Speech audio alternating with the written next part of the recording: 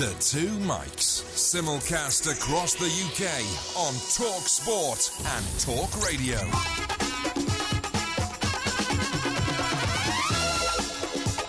This is Talk Sport. We are the Two Mics, and after what has been a very, very traumatic 24 hours for many, many people, most of all, of course, the people involved in the Manchester disaster, the terrorist attack, the people who've lost children, the people who've lost loved ones, the people who are still missing loved ones, we're going to try and bring some sense to it all. We're going to try and bring perhaps a little light and levity to it as well later on in the show. But it's time to say good morning to Mr. Mike Porky Parry. Mike, very good morning to you. Yeah, very good morning to you, Mike. To be honest, you can't bring any sense to it. We know what it's all about. Yeah. It's mad people, okay? Yeah. And you can't put a calculation in place which can stop mad people doing what mad people do.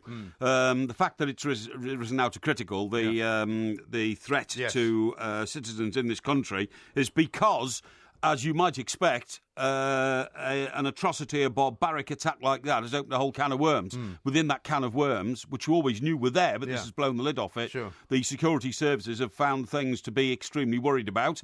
And my guess, although I have no information at all, would be that the reason it's risen up to the critical level is that there could be other unstable and evil people around, like the 22-year-old man who's been identified so far as the killer. Sure, the belief seems to be that a great job that they do, obviously, intercepting. I was looking at various things today. 550 separate investigations currently going on into what the security services know about individuals who might be plotting terrorist attacks. So there's an awful lot going on. There's an awful lot of traffic. There's an awful lot of noise. It looks as though this guy may have fallen through the cracks. However, because he was known to the security services, he was a guy who we think has travelled backwards and forwards to Syria in recent months. He was a guy who was exhibiting the sort of what you might call the outward signs of radicalisation. He was making an awful lot of noises in the street. He was chanting Islamic sort of prayers very loudly. Seems to be a Libyan connection in the streets. His parents appear to have gone back to Libya. His father was a very, very sort of well-known member of the local mosque in Didsbury. There seems to have been lots of reasons why they should have been watching this guy. Well, his behaviour was becoming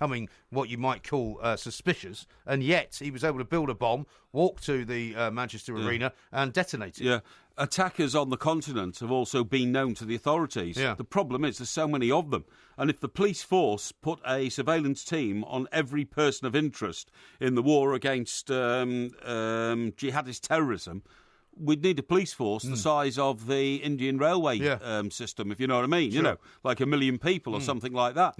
And you just can't do it. So whilst, we will see the headlines never again, whilst we will see how did he slip through the net and all that, I've got a tremendous amount of time for the security services who are on the job 24 hours a day.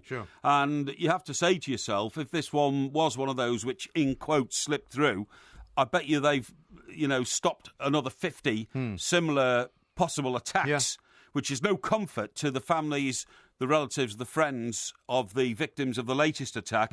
But I think it does illustrate to us the enormous problem we have in trying to contain this. As we said last night, the terrorism sort of watchword and phrase during the IRA term was you have to be lucky all the time, you have to be lucky once. That's right. And what I'm saying is the reason I believe, or that some are saying they've raised the terror threat to severe, or critical rather, is because of what they've discovered about Salman Abedi, the 22-year-old guy that they believe is responsible for this, because they think that there might be other people who have helped him to set it up. That's right, And in that case, maybe these people would be more than likely then to do something else. Absolutely. And there's an awful lot of big sporting events coming up. Of course, not to mention, of course, I mean, we've seen that the concerts at the O2 are not going to go ahead because the Take That have cancelled theirs. All of the big concerts, Ariana Grande's concerts have been cancelled. She's flown back to Florida. She looks to be in a terrible state, by the way. Well, the poor girl, I mean, she has no responsibility whatsoever for what happened, but it was due to her that 21,000 people were in the building that night.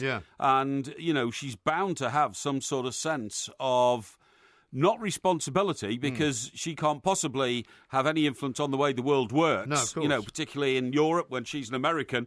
But she will feel that those people who die were devoted to her. That's why they came there that night, and that will obviously affect her in a deeply emotional way. No question at all. Yeah. But let's not forget that aside from big concerts like that, which have now been cancelled, we've got the FA Cup final coming up at the weekend. Yep. We've got a massive Rugby Cup final as well. We've got the Wentworth Golf starting, I believe, on Thursday. And there's a whole host of things coming up in the coming sort of weeks and months, which are going to have to be policed in a way which they've never been policed like before, I suppose. Somebody tweeted me earlier and said, what about Chelsea's victory parade, if indeed they go ahead and they win the FA Cup? Yes. There's likely to be a parade. Yes. Can the police actually police that? Is it wise for it to go ahead? You can't cancel everything. No, you can't cancel everything. I mean, we keep saying that the whole idea of these terrorists is to try and change our way of life. We mustn't let it happen. But they have changed our way of life, and it is happening. And I think the nearest comparison I can make to it is, over the years, you and I have travelled an awful lot through airports, right from our early 20s, really, in the job that we've done.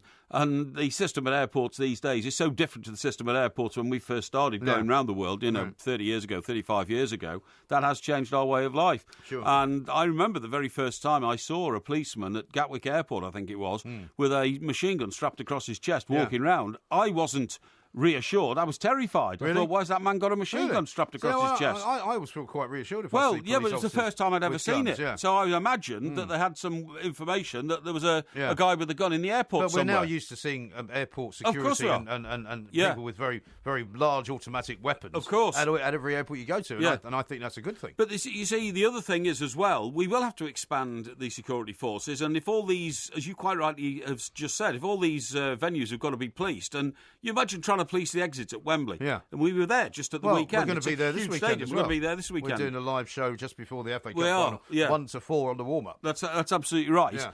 It means we've got to employ more policemen, and we've got to train the more policemen we employ on how to use firearms. Yeah. This is going to be a huge cost to the taxpayer. Yeah. Now, without getting deeply into the political machinations of it all, when the Berlin Wall came down, when communism collapsed, when the Soviet Union broke up, all the old Western leaders went round saying, this is brilliant. We've now got what we call the peace dividend. Yeah. And the peace dividend meant that we ran the Royal Navy down from over 50 ships to what it is today, about 18, right? Yeah. And that was called the peace dividend. Yes. And then you can spend the money that we used to spend on armed forces to keep nasty Russia at bay on other things, like overseas aid, £12.2 billion, right? Yeah. Well, I'm sorry, but you've now got to realise that the defence budget of this country is no longer about ships and tanks and aircraft. It is about having armed policemen on the streets of Britain to protect us against what was called, in America, the enemy within. That's right. That's what we've got to do. Because we now have, unfortunately, a whole host of these people. I mean, again, looking at these figures in which these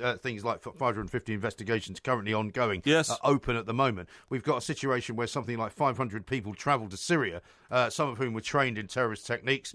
Half of those have now returned to the UK. Now, are they all under surveillance? Do we know what they're all doing? Do we know why they came back?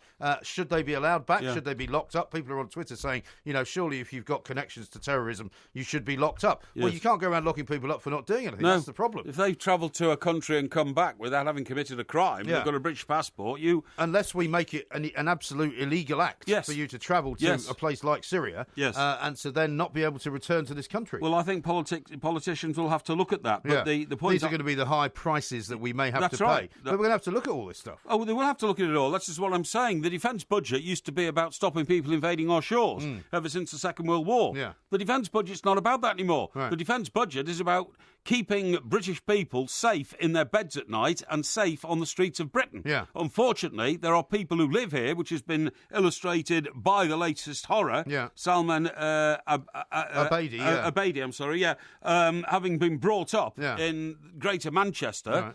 The horror of the situation now is that we need a defence budget to cope with attacks from within. Yeah. And the amount of intelligence and officers you're going to need to try and counter that. But isn't it interesting that he was born in Manchester, right, as a result of us giving succour and comfort to his parents who fled the Gaddafi regime in Libya, right, because we decided that Gaddafi was no longer worth propping up, so therefore he was allowed to sort of, die in the desert, as it were. They came here. We understand, have now gone back to Libya. Yeah. He, meanwhile, has lived here quite happily. We're told that when he was a young kid, he was into football. He loved Manchester United. He loved Real Real Madrid. Yes. He was nothing other than a normal kind of British kid, if you like. Yes. But somehow he became radicalised. Somehow he was one of 4 children. His older brother was born in Westminster in 93, and a younger brother, Hashim, a sister, Yomana. Yeah. He was described as very friendly, very normal, a very normal family. Somewhere along same the line... old story, I'm afraid. Well, unfortunately, it is the same old story. Yeah. And it's getting boring. It is, and I'm actually quite angry about it now. It is. Because having spent the day watching some of the stuff that's been unfolding on television, listening to the terrible stories of kids, what they've been through, they'll never forget what happened to them last night. The parents who may never see their kids again, the parents whose kids have been injured so badly that they'll never have a normal life. And I'm sick to death of hearing why, we have to be very careful about what we say about who's responsible for this stuff. We know who's responsible for it, and I think we have to do something. And horrifically, some children are still listed as missing, which means either they're so badly injured they can't be identified, or that they have been killed but they are unable to be identified because of the nature of the horrific injuries they may have suffered, or even, I've been told today, they might have wandered off with trauma and shock and they could be anywhere. Yeah. The whole situation is still incredibly trying and difficult and heartbreaking for an awful lot of families in Manchester, in addition to the 22 who've got to cope with the deaths and the 59 who've got to cope with the known injuries that have been recorded. Exactly right. We've got lots to talk about. We're going to be talking to Dennis Wecker, who's a research fellow at the International Centre for the Study of Violent Extremism. We'll get from him what do we do next. We'll find out from many of you as well what we're supposed to do next. 08717 22 3344. This is Talk Sport. We are the Two Mics. The Two Mics. Simulcast across the UK on Talk Sport and Talk Radio. Slowly walking down the hall, faster than a cannonball. Where were you while we were getting high? Someday you will find me caught beneath the landslide, in a champagne supernova in the sky. Someday you will find me caught beneath the landslide.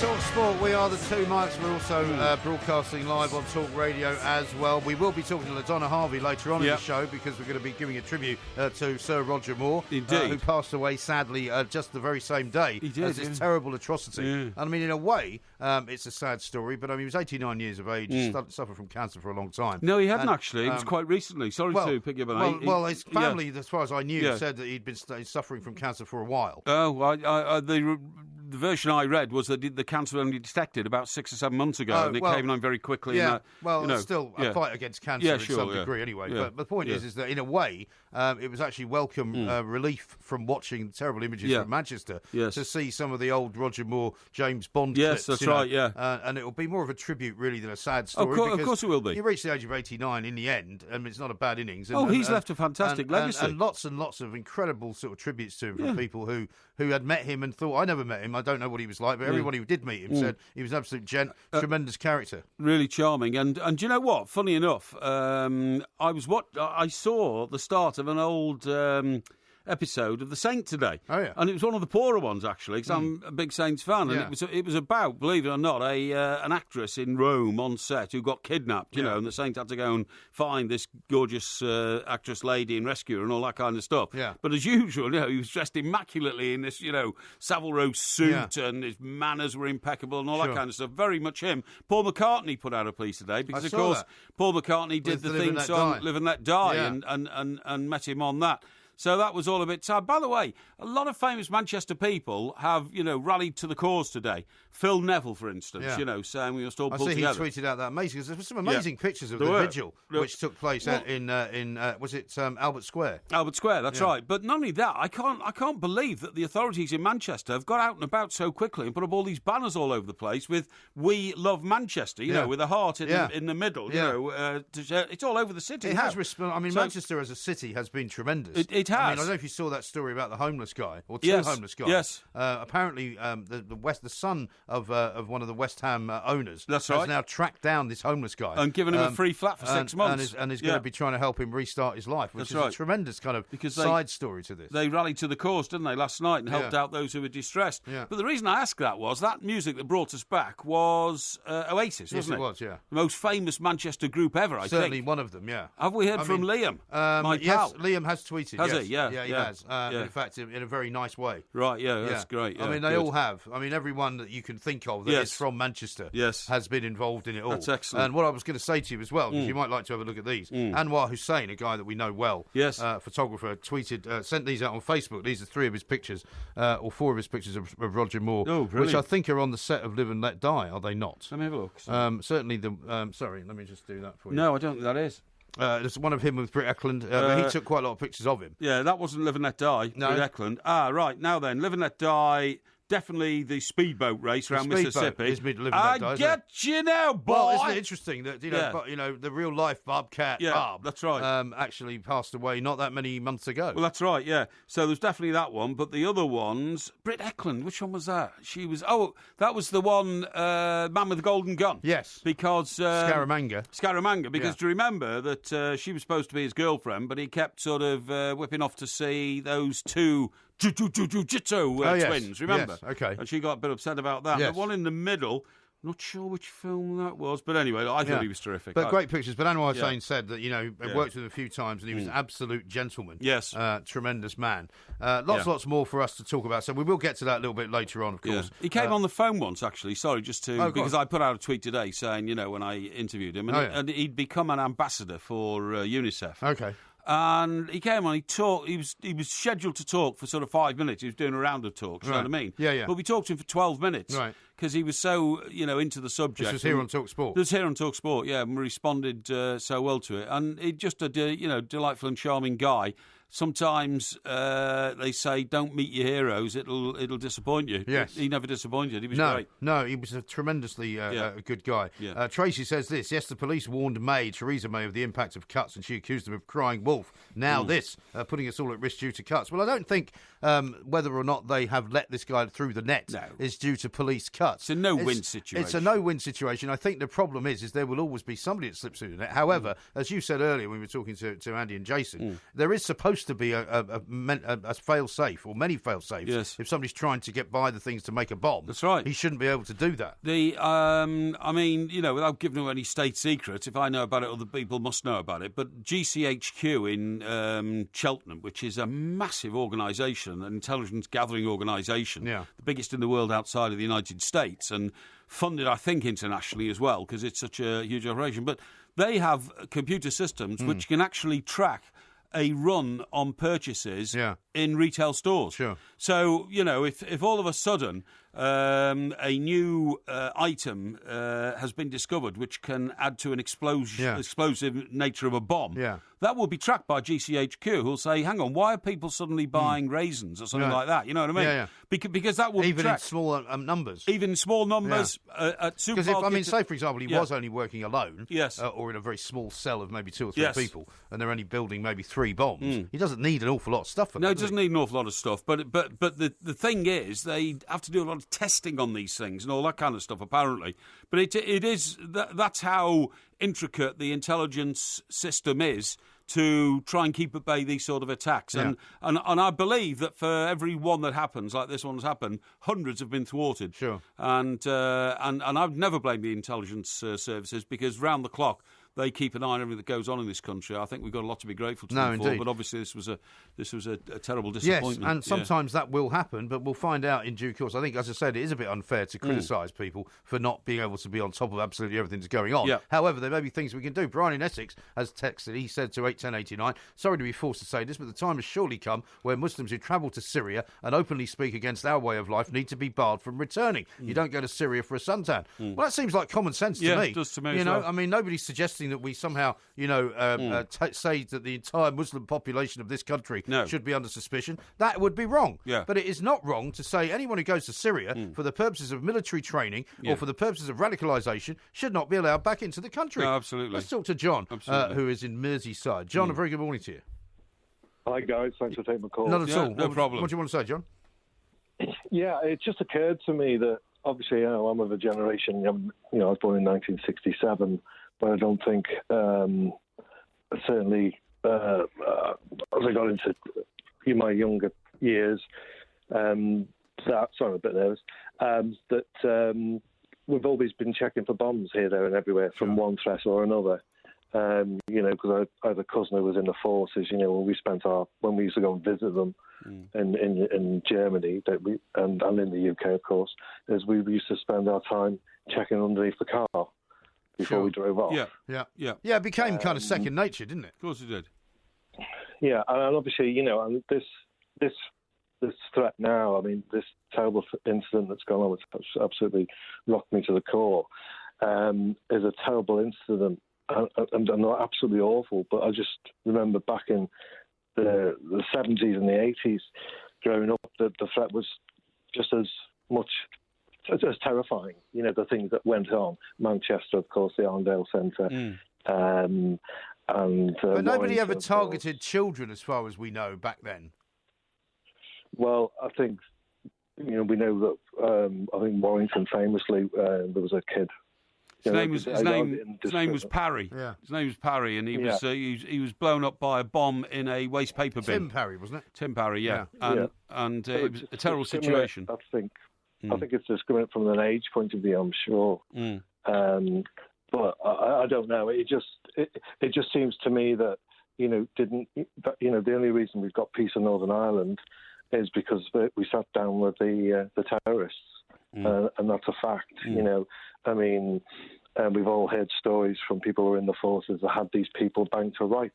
John, let me just say to you there, the situation in Northern Ireland was resolved because there was actually a purpose, if you see what I mean, to the terrorism in Northern Ireland. There's no purpose to terrorism, but they were fighting for a united Ireland. And they decided in the end that a political path towards that goal was better than a terrorist attacking people path. You might argue that they fought for something and got what they wanted. Well, maybe. The terrorists usually win. They won in Palestine, they won in Ireland. I don't know if they'd say that. Yeah, I think they would. But anyway, the point I'm saying, John, is that the problem with the current wave of terrorism afflicting this country, exemplified by this shocking atrocity in Manchester, is that the people who are committing these crimes do not have an agenda except for hating the West. So that is, you know, such a broad reason for their evil killings that there's no way in the world you can sit down with people like that. I mean, you might say that John, thanks very much indeed for your call. We'll take some more calls later on. 08717 223344. One here from Lurcher, who says, as simple as they go to Syria, take the passports off them and don't come back. Any suspect should be lie detected and locked up.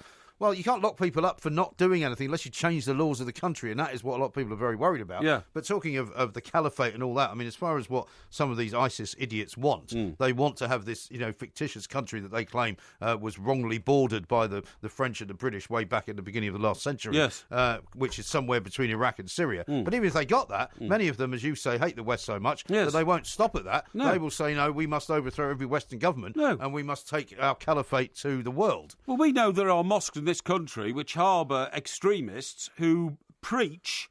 Well, the mosque will say that they don't. No. Well, we would say that we are constantly investigating whether or not it is happening. Yeah. And there are many who would say that there has been evidence in the past that youngsters are radicalised by people they meet through their mosques. And certainly I would think that you're right to say that, and you're right to say that the people who run those mosques must know about radicalisation as it is going on, and therefore they have to do more about it. Yeah. And I'm sick to death of people saying, oh, don't blame the Muslims. Well, let's blame some Muslims, OK? I think it's time to do that. This is Talk Sport. Take me out tonight, where there's music and there's people and the young and the light. Driving in your car, I never want to go home because I haven't got one.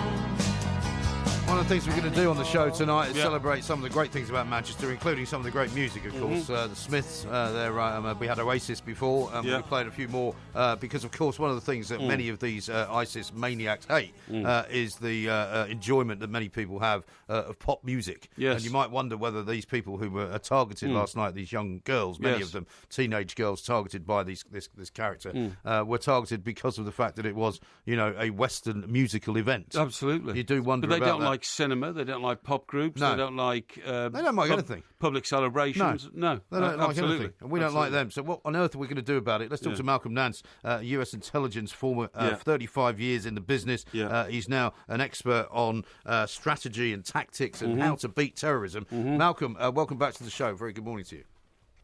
Well, I can't say that I'm glad to be here, but I'm glad I can help answer some questions. Yeah, Thank you. I wonder whether you can, Malcolm, because there's a lot of anger here now. An awful lot of people have said to me over the last 24 hours that, of course, every terrorism event hits you very hard and it makes you think about your life and your safety and all of that. But this one, for a lot of people in this country, has hit them very, very much harder than anything before, because of the nature of the target. A lot of young children, a lot of teenage girls going to a pop concert. What are we going to do?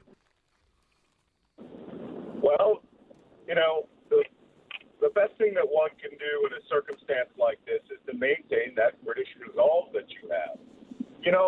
What terrorism really is not just the violence. It's trying to provoke you into responding to that violence in such a way that the goals of a terrorist group are further enhanced by our anger. Now, it sounds easy to say, from the other side of the pond here in the United States, but I was a victim of 9/11. I mean, I saw an airplane fly right into the building in front of me and spent the entire day, helping victims and, moving bodies. So, I can feel your pain and I understand that. But, this is a fight that is generational now. And we have to learn how to fight smart and learn how to really handle and manage terrorism. You have a brilliant counterterrorism force over there. But, terrorists have the last say. Is another part of terrorism, Malcolm? Isn't it one of the reasons they do it is to make us question our way of life in the West? To say that, perhaps we are all living, this terrible life and we're all, horrible people and we need to, disrobe ourselves of all the Western values and policies that we've had since we were born. Isn't that another reason why they do it? To make us worry every minute of every day about whether or not we're going to pay the ultimate price for living the Western lifestyle?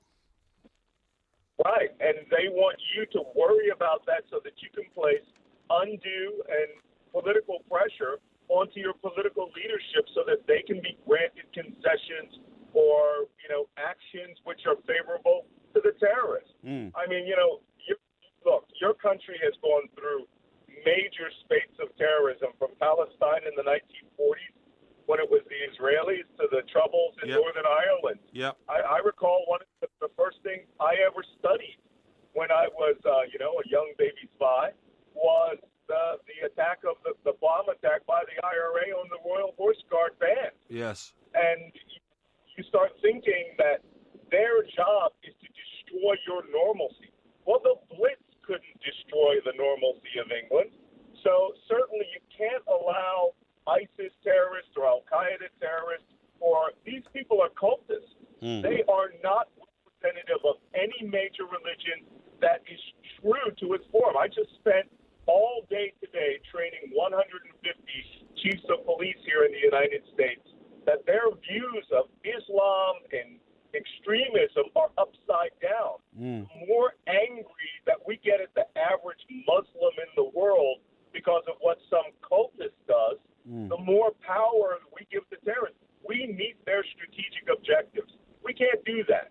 What we have to do is, like I said, we have to learn how to understand where they come from, fight smarter, and then use your forces, your resources to take the fight to them.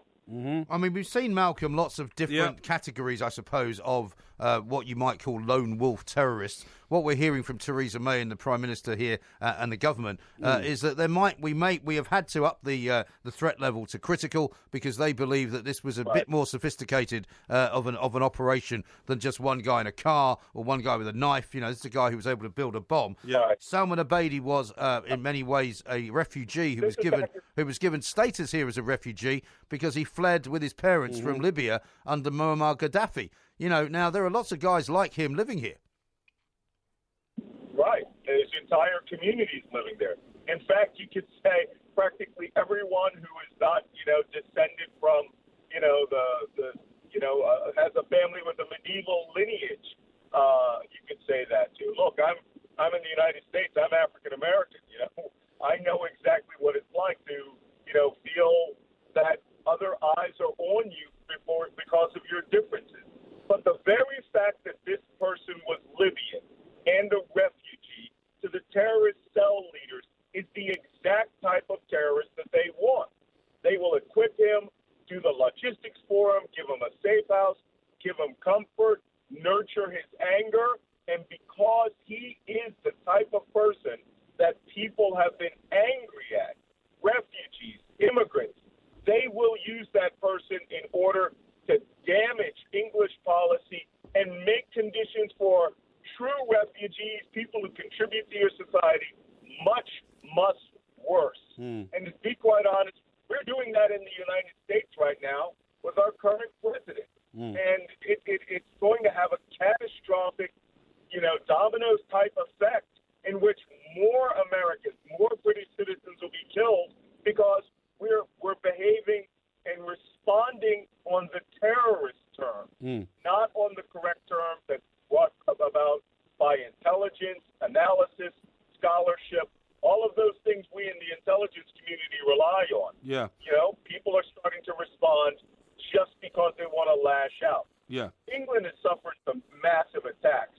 The attack in Susa in Tunisia, that was on par, was greater than this attack, but it didn't happen at home. This is like another 7/7 attack for you. Yes, it is. Malcolm, do you not think we've got when we talk about defence budgets now, and obviously the United States has got a massive defence budget, biggest in the world. We had a defence budget in the UK, which used to provide a navy with 50 or 60 vessels, with a huge air force, with a big army. That's all got cut back because of what they called the peace dividend when Soviet Russia broke up. But the defence of your country now is not about protecting your borders. There's also homeland defence, and those budgets should be revisited, shouldn't they, and revised to counter for the terrorist and the threats within. Well, I agree. And, you have to place the adequate amount of defense. But, to be quite honest, England has a unique security situation. And your counterterrorism forces like SO-19 and your Homeland Defense Forces, right? Yep. Oops. Seems to have... We'll see if we can much better than ours. Yeah. We have a very large country here. Like I said, I was lecturing cops today. Cops in upstate New York from over 30 different jurisdictions, whereas yours may be one or two. And you can actually use all of your national resources. But what you shouldn't do is suddenly say, I want to cut out the Trident ballistic missile submarine and put that all into putting guns in the hands of every policeman in England. I mean, in the United States, we have long rifles in the hands of every cop because we allow unlimited long rifles all over the place. We don't have that problem. You can't stop this attack the way it was designed, the way that we do it here in the States, which is, lots of guns.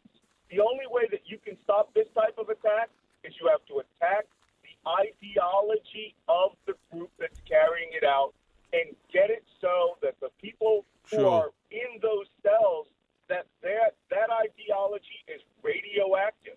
Yes. So that everyone turns them in.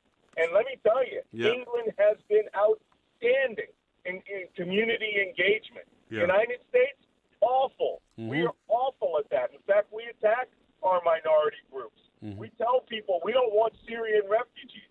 You know what I say in the intelligence community? 10,000 Syrian refugees and 10,000 people that can monitor communications. Yeah. Well, that's what we'd like. That would be the ideal situation if that indeed was happening. But it doesn't seem to have happened in this case. Listen, Malcolm, as ever, thank you very much indeed for taking the time to talk to us. We will be talking as well later on in the show to Dennis Wecker, who is an expert in the study of violent extremism. But let me just tell you this as well, because this is very important. The Sun has launched the Together with Manchester appeal to raise money for the victims and families of the Manchester Arena terror attack. So far, 20 people have died. 59 are injured after the suicide nail bombing at Ariana Grande's gig at the Manchester Arena last night. The Sun's appeal will raise money for families of the victims to help them rebuild their lives and to make a stand against terror. That's absolutely right. Now, all money raised will be handed over to the We Love Manchester Emergency Fund, which will aim to provide assistance very quickly and immediately to the victims and their families. The fund is being managed by the Lord Mayor of Manchester's charity We Love Manchester and the British Red Cross. Now, to donate, please go online and go to www.justgiving.com/Together with Manchester, or text at TWMC, that's TWMC, Together with Manchester, C50, and amount to 70070. So, for instance, you would text out TWMC 50 £5. You can donate money in multiples of £5. Okay? Thanks very much indeed. Yeah, so text TWMC50 and the amount, whether it's £1, £2, £3, £4, £5 or £10 to 770. And that, of course, will go straight to the victims of the Manchester Arena bomb. That's right. This is TalkSport. The Two Mics, simulcast across the UK on TalkSport and Talk Radio. Yes, there's love if you want it. Don't sound like no sonnet, my lord. Yes, there's love if you want it. Don't sound like no sonnet, my lord. This is TalkSport. We are the Two Mics. We're broadcasting live on Talk Radio as well. We'll be talking about Roger Moore coming up a little bit later on in the show. We'll be talking football as well.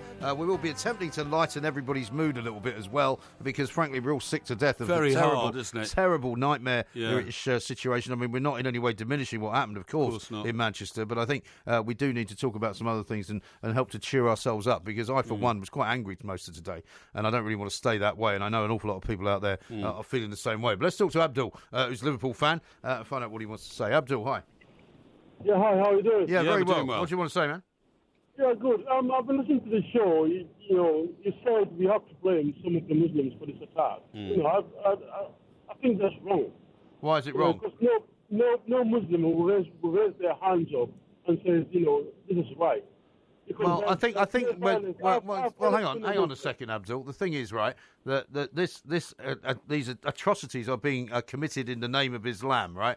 The people who are associated with these atrocities, like the guy that we now know blew himself up outside the Manchester Arena, calls himself a Muslim. He operates within Muslim communities. People must know that people like him are operating and radicalising themselves and becoming a danger to society. And I think some Muslims should do something about that. I do understand where you're coming from, but I'm a Muslim. I've always been a Muslim. I've served the British Army. I've been to places where, many people wouldn't really go. And I've done something about this. And I've always been a Muslim. But there's no, verse in the Quran that promotes... Yeah, but we hear this all the time, Abdul. I'm not talking about what the Quran says. I'm talking about what goes on. We're talking about what goes on in communities. And you guys who live in communities know. Where you're coming from, but I can call myself a Christian today and go and blow people. Well, you could do, but nobody's doing that. So it doesn't really... There's no point in talking hypothetically, Abdul. Yeah. Nobody's doing that right now. There's nobody standing outside the O2 Arena in London calling himself a radical Christian with a bomb strapped to him, and he's going to blow himself up. It's not happening. Yeah. I know, but somebody can, it's people who have bad intentions against, the community or against the society, and they just call themselves Muslims and then just Yeah. go off Well, people. I mean, I don't know what your you- point is, Abdul. I'm not going to get any sense from you, but thanks for trying. I appreciate what you're saying. I mean, I'm not saying that all Muslims are to blame. I'm saying that some Muslims need to do some more things to stop some more other Muslims doing this. Yeah. It's as simple as that. Let's talk to Dennis Wecker, because he is a research fellow at the International Centre for the Study of Violent Extremism. Yes. Maybe he can explain what some Muslims seem to be not understanding. Dennis, very good morning to you. Yeah, good morning. Thank you for having me. Thank you. Right, Dennis. Thanks for I mean, joining that us. conversation, I imagine, is being repeated up and down the country at about 100 miles an hour in various different guises. It never really gets anywhere, does it? Not really, and you're absolutely right. We're going in circles here a bit, but obviously the narrative that has been brought forward is not always correct, because there are major differences between Christianity and Islam, and the main problems Islam faces in comparison to Christianity is that there is not one authority as we have in Christianity with the Pope, for example. So there's not one guy or one family who could stand up and say, guys, let's change something here. Let's not blow ourselves up, right? So that's one of the main problems that Islam faces. What I don't understand, Dennis, and this may be your territory, it may not be, what sort of following or what sort of almighty actually encourages its followers to go around blowing up little girls? You know, in whose name is that being done? That's obviously not in anyone's name, right? The problem is that you have a psychological discourse here. You have someone sitting in Iraq or in Syria these days who is coming up with so-called fatwas. That's an Arabic word for a written piece of paper that basically gives reason to all their actions. And to give you one example, they say in order to conduct our caliphate, in order to go for the bigger goal here, it is allowed to rob people. So you need to acquire money from some places, you need to kill people. So for every stupid reason, they come up with a written piece of paper. Yeah, but what I don't understand is, how is this ever going to be justified? You know, sometimes terrorism takes place because they want to persuade the world that they are fighting a just cause. There is no just cause anywhere in the world in history which involves wiping out young girls who go to pop concerts. No matter what sort of mission you're on, I just don't understand the philosophy of it all. And it's impossible to understand it. You're absolutely right. But what needs to be talked about is that we're not only talking about a religious ideology here.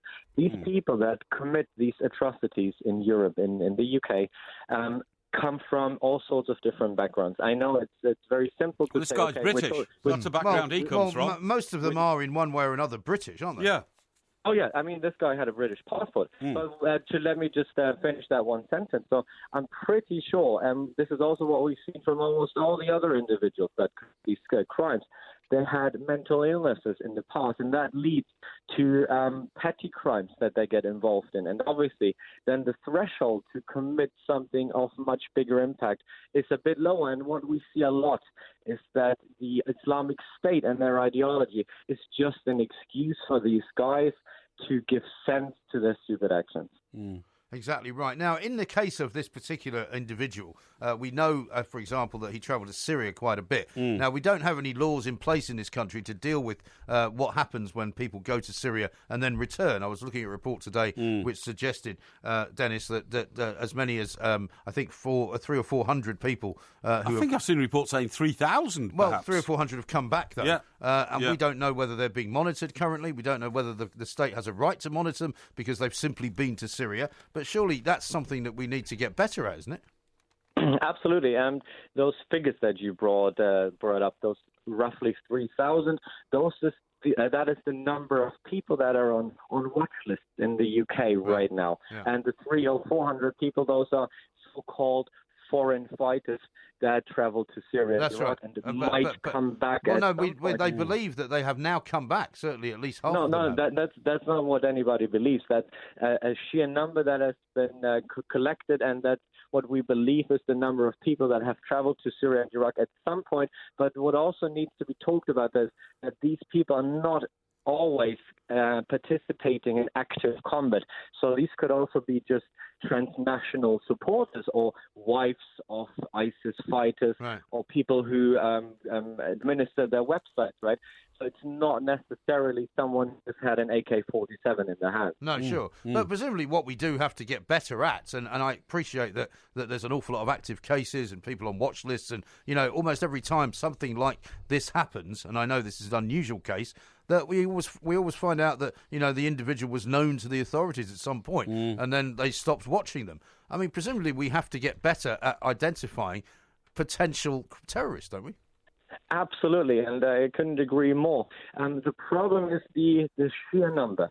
So I give you an example. If you have 3,000 people on a watch list, for one individual to put 24/7 surveillance on somebody, you need about 25 to 30 law enforcement individuals to put surveillance on somebody. So you can do the math on how many people you would need to have 24/7 surveillance. It's impossible. Yeah. So obviously, what a lot of countries do in Europe right now, they put into place a new policy that allows to put into prison these individuals right at the border when they come back. And I think that actually makes sense. With most people.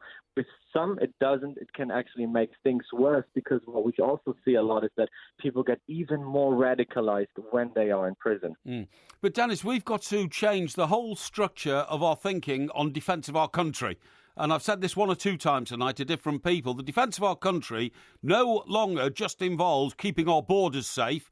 It involves the threat from within.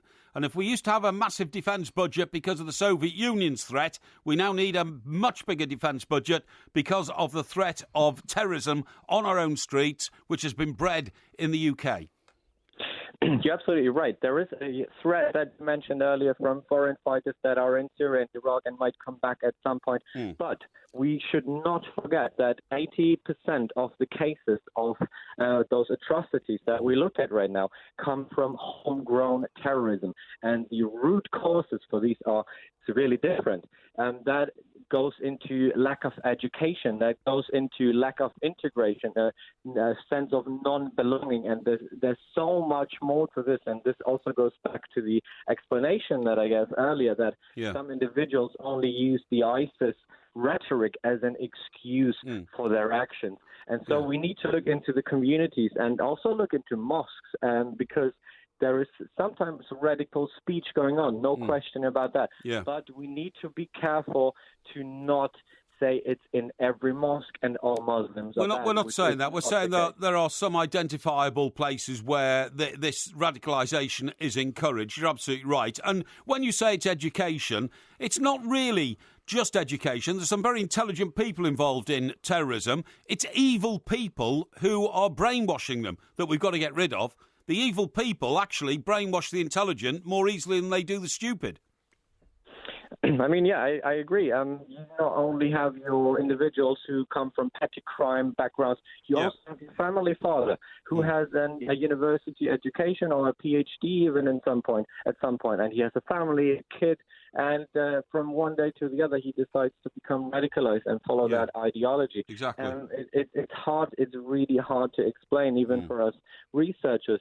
But that gives you an idea of how strong this ideology can affect someone's psyche. Yeah, absolutely right. Dennis, thank you very much indeed. We've got to leave it there. Dennis Wacker, research fellow at the International Centre for the Study of Violent Extremism. We're going to be having these conversations for many, many weeks and months to come. This is Talk Sport.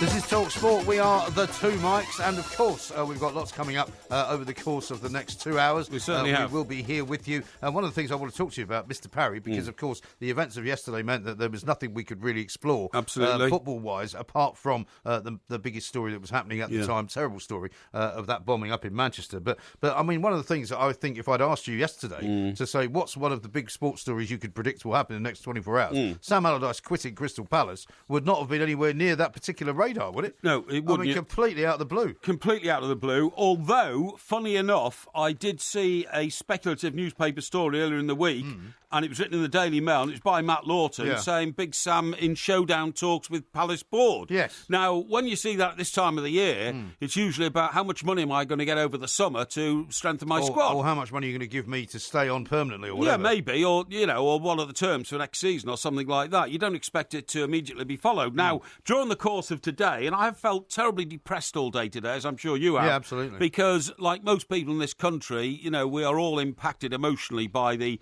devastation, atrocity in Manchester. But you and I had to study it in great detail last night because we were in the position in where we had to communicate what was going on to millions of people who listen to Talk Sport. Right. It was a privilege to do it, but it was a hard one in the stories we've done. It's not something you want to do too often. It's not. However, let's forget about that. What I'm saying is, I start reading on Twitter today, Matt Lawton, who's a terrific guy. I think he's won 3 or 4 of the year's top awards in journalism over the past couple of years. Right. And this story is breaking, and it starts off with Matt putting out stuff saying we understand, or he understands that. Big Sam is about to go to the Palace board to tell them of his intention to leave. Yeah. So the story is a kind of, could be maybe whatever, but Matt got him first because it's his story. Right. Very, very shortly after that, he was confirming that Sam Allardyce has left Crystal Palace. Yeah, and supposedly, as far as we're made aware, by a statement from Sam Allardyce, because he wants to spend more time with his family. Yes. I don't know what has happened, whether Sam Allardyce, the man that we didn't think we knew terribly well, has suddenly become sort of a family guy who seemed terribly driven in the past. Yeah. Here's a guy who always used to talk about how much he believed that he could be the manager of Real Madrid, how much he believed he could run Inter Milan, how he could run one of the top European clubs, but he's never going to be given the chance because he's an English manager, and therefore, it's not really ever going to come his way. Suddenly now we're being told that after making quite a few million quid, and deserving it, by the way, for rescuing Crystal Palace and keeping them in the Premier League, that he's decided it's time that in his heart, he says, I have no ambitions to take another job. That he wants to spend more time with his family and his grandchildren without the huge pressure, he says, that comes with being a football manager. I owe that to my wife and family. I mean, not that I in any way doubt his sincerity, but he just doesn't ever strike me as a guy. This is a guy who wanted the England job so badly, that he had his shirts monogrammed by the time he got it. He became so ambitious when he got that he spent the first sort of month, unfortunately for him, wheeling and dealing, as it would be put, maybe in a way which was unfair to him, but, he ended up losing his job. Yeah. He then was so desperate to get back in that he took another job. Yes. So where's it all changed? Well, I don't know. Part of his statement says, I want to be able to save a life while I'm still relatively young, and when I'm still relatively healthy enough to do all the things I want to do, like travel, spend more time with my family and my grandchildren. And he, again, repeats this about the huge pressure that comes with being a football manager. Right. Now, apparently he had this meeting with Steve Parish. It was both sides say that the meeting with Steve Parish, the chairman of Crystal Palace, at Mr. Parish's London offices was entirely amicable, but nevertheless the club was shocked by this decision made by Sam Allardyce. Now, how do we think this one through? He got the England job. Yeah. I would say, correct me if you think I'm wrong, Mike, that the pressure on an England manager is nothing like as intense as the pressure on a Premier League manager. I suppose... Because it's not daily or weekly. No, it's not daily or weekly, but I guess at the time when it is then, the pressure is on, it is as bad as anything you can imagine. Yeah, I agree with that. You know what I mean? But what I'm saying is, look at Sam's recent work record. He came out of a highly pressurised job at Sunderland and saved them from relegation in the real pressure pot situation. He then gets the England job, and I think then he may have mentally adapted to having not quite so much daily pressure for the next 2 years. Yeah. And then, obviously, the pressure of going to competition with England would be intense. Sure. But for 2 years, it wasn't going to happen. No. So he would have been able to handle that. And he had the look of a guy who had sort of reached the pinnacle of his career, didn't he? Yes, that's right. Yeah. He seemed very happy. That's right. So then that England job is snatched away for reasons we all know about. We won't get into that. Right. He then returns to club management and saves another club from relegation in a massive pressure pot situation. It could well be that after that he's decided, forget this for a game of maybe soldiers. I just can't go through this every year. I am not going to go through this again. Maybe. I mean, the point is, Sam Allardyce was never going to get the sort of job which he said he was qualified for. He said Barcelona, Real Madrid would have been my club. I could have done it easily. Right. He wasn't seen as that sort of guy in this country. So I don't think that Arsenal were going to offer him the job if Arsene Wenger stepped down. I don't think he was going to get the Chelsea job if Conte had gone and worked for Inter Milan. Yeah. So Sam's option after, even if the Palace situation blew up in his face, was going to be another battle to save a club from relegation, probably. I mean, because that's what he's famous for. Yeah, I mean, I'm reading a piece in the Times by Oliver Kay, Yeah. who's their chief football correspondent, who's saying there's a couple of reasons that he thinks that this all came to a head. Oh, yeah. One has been that his wife has never moved down from Bolton, so while he's been running Crystal Palace, That's right. He's been separated from his wife. Now, that's never easy in any situation. If your family is separated from you and your kids and your grandkids and all of that,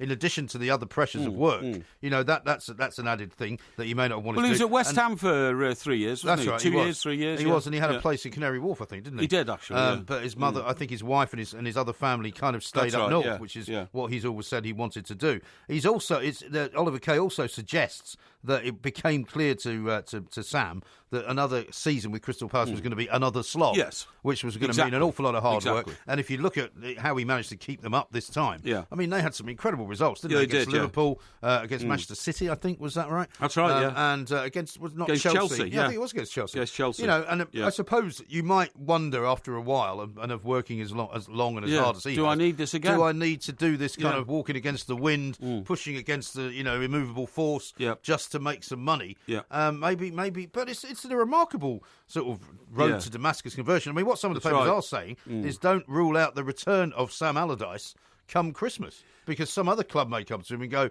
can you save us from relegation, Sam? Well, maybe, but do you think he's now tired of having acquired that reputation that he saved clubs from relegation? It's such a within football management there's several disciplines. Yeah. Saving a club season after season relegation is one of the more difficult ones. I suppose so, but I guess, I mean, if you were him, and I know if it was me, you'd have a certain kind of pride in that, and almost a challenge. So if somebody came to you and said, by the way, in December 2017, suddenly gets a call from someone like, I don't know, Watford. Yes. Can you come and save us from relegation? Yeah. Can I do it one more time?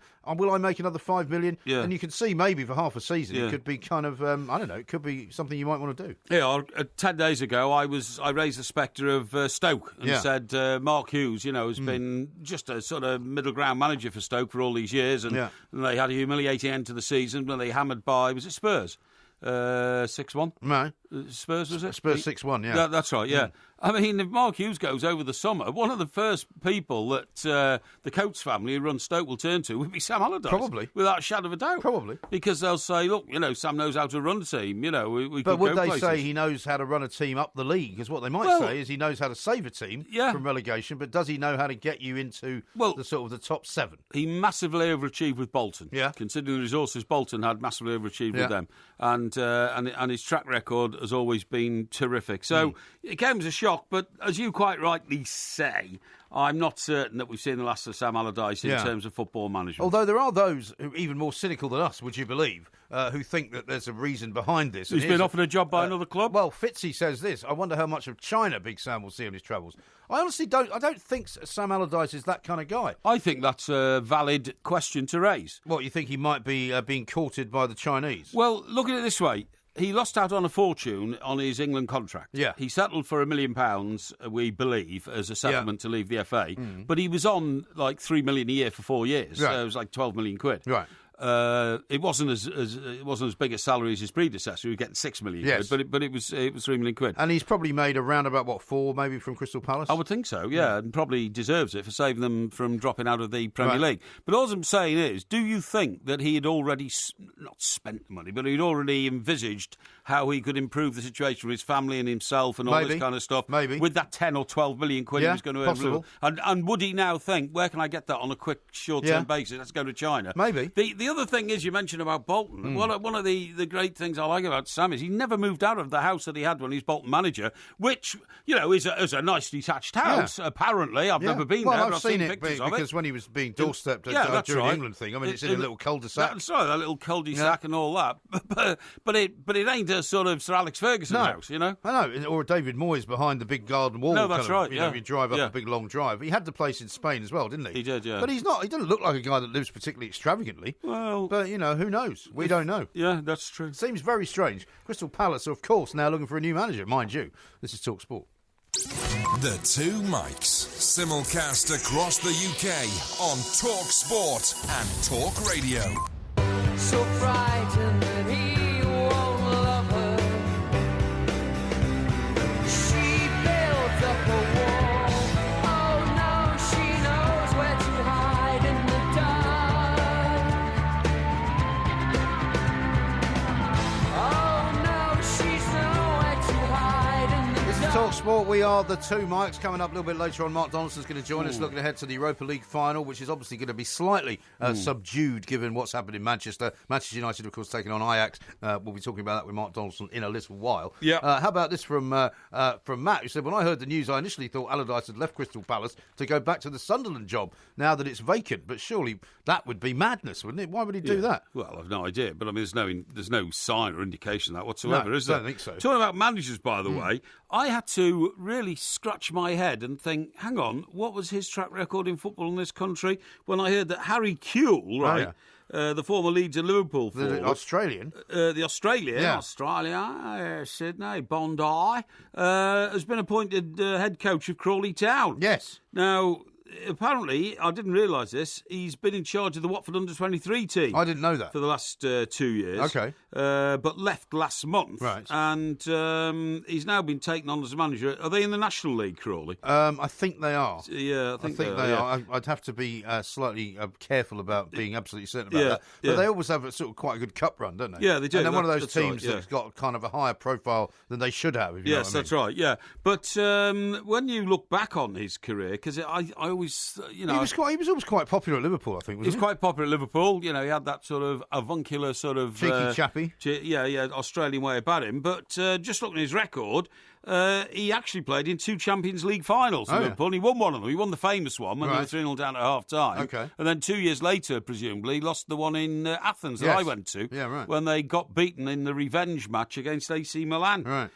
He also played in 2 World Cup finals for Australia. He's got a Champions League medal. He has got a Champions League couple of World Cup medals. Yeah, he's played in 2 World Cup finals. And he also played for Leeds, of course. He played for Leeds, Played for Galatasaray. Yeah, and as well. Played 56 times for Australia. So, he's got a much more successful kind of track record in the game than I had remembered. Right. But it's his first step into real management, Absolutely. So I wish him luck, if it goes well. No, I think he'll do okay, won't he? Well, maybe he'll be somebody to look out for in future times when sort of bigger jobs come up. That's right. How about this from Dazza, who says if Mark Hughes left Stoke, please influence them to take Pulis back. I'm not sure what influence you can exert on the Stoke board. No, I mean, but anyway, do you plan to exert any influence on them?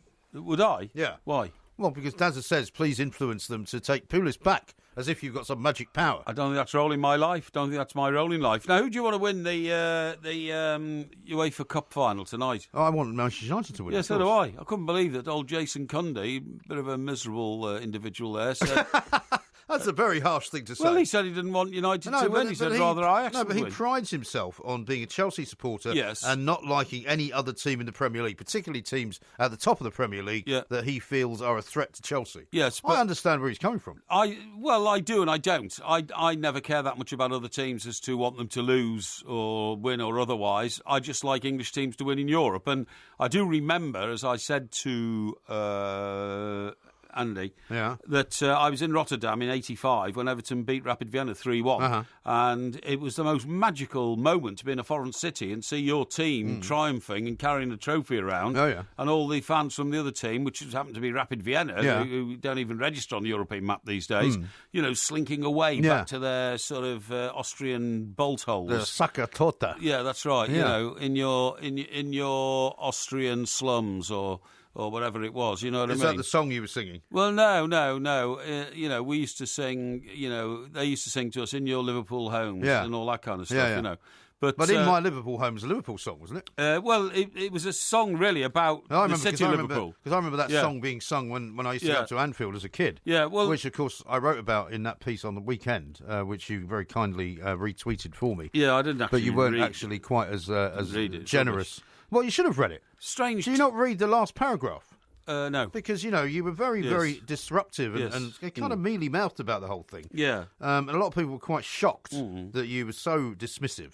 No, I don't think so. What an interesting piece it was, because I'm going to find it for you. I'm going to read you one of the last paragraphs of it, right? Well, you just want to big yourself up because you wrote a few words in a not so distinct Scottish newspaper. Yeah. Well, I don't know when the last time you wrote something that was published in a newspaper. Can you tell me? Let me think. When you were asked to contribute some of your drivel. When was that? When was the last time? Portsmouth Bugle, was it? No. Circulation 3,500. No. I've got a fantastic track record of column writing and that sort of thing for newspapers, but not just in the recent years. I've had too many other things to do. Nobody's asked you, in other words, right? No, I think we should talk about Sir Roger Moore, because I think it's a terrible tragedy that he's died. Well, it's not tragedy. Would you like to read this paragraph or not? Well, if you feel it's necessary. I'm not going to read it. I'll let you read it. Yeah, go on. Saturdays now consist of waking up early, making the tea for everyone else, and then heading up to the London studios of TalkSport near Waterloo. There I present the warm-up with Mike Parry, a broadcasting legend in his own right and a friend for 35 years. Yeah, that's very are kind. the two Mikes. That's very nice. This is a piece that you roundly called drivel, that you said was rubbish, that you said was pathetic, and some kind of attempt by me to sort of garner extra, brownie points. I was asked, of course, by the Herald, a very distinguished paper in Scotland, to write the piece. I just thought you'd have been a bit grateful, that's all. Well, I think you saved it in the last paragraph by bringing a bit of balance. That's not the last paragraph. I thought it was. No, you said it was. No, I said it was very near the end. Oh, very near the end, okay. Yeah, it was my reference to you, because, of course, when I write about what I do, I always mention the two mics. Yes, well, so do I. No, you don't. Oh, I do. No, you never do. Well, I do if it involves the two mics. You know what I mean? Yeah, really? Lots of things do.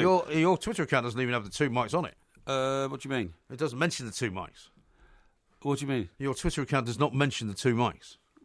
How can a Twitter account mention anything? A Twitter account sends messages out. Well, my Twitter account says free character readings on demand Monday to Thursday nights on TalkSport. Now, bonus warm-up on Saturdays. Yes. Also, one half of the two mics. Oh, I see. Right, okay. My profile well, says. I don't know how to... the description of my Twitter account's been around for years, and I don't have to change it. You don't know how to I wouldn't change take it? the note of that. I wouldn't worry about it. Well, you must have known how to do it in the first place. Well, somebody did it for me, actually. It's Porky Parry of TalkSport. Not only do I have the perfect looks for radio, you can clock me on YouTube, and then you list your own YouTube channel. Yeah, well, I don't... Not even the two mics one. Well, I'll change that. If somebody knows how to change it, I'll get them to change it, because I didn't even set that up, to be honest. Somebody else did years ago. So I wouldn't get too worried about that one. I'm not worried about it. Now, I think we should talk about Sir Roger Moore, because I think it was terrific. And a bit later on in the show, we've got a Roger Moore expert coming on. We're getting a James Bond expert James Bond coming expert, on. that's what I mean, You think... I mean, I enjoyed Roger Moore as James Bond, but I think it did get a little silly. That would be my point of view. Well, I just thought that, it started off that he was this very suave, saint-like character coming from the Simon Templar days. And it had a bit of humour about it. It had a bit of sort of panache about it. Yeah. But it started, I think, to turn a bit slapstick. I mean, by the time they did the "I've got you now, boy" scenario, I mean, it was becoming a bit of a comedy, wasn't it? No, I think "I Got You Now, Boy" was one of his best films. The best James Bond film for me was "The Spy Who Loved Me." I loved the start of it, with that classic line, "But James, I need you." And James Bond says, "So does England." Yeah. And then he sets off on that ski trip and ends up coming off the end of the mountain, and the parachute comes out with the Union Jack. And it's brilliant start. And then the record, "Nobody Does It Better" by Carly Simon. Brilliant start to a film. Barbara Bach was in that film, beautiful lady. It was a great plot, introduced Jaws, right? And I thought it was brilliant. I thought Live and Let Die, which was the first one he did, with the Paul McCartney theme tune, was also brilliant. The one that got silly for me was Moonraker. Yes. When he was flying these spaceships around in space and docking at space stations, and then Jaws suddenly changed sides and helped him out and rescued him and all that.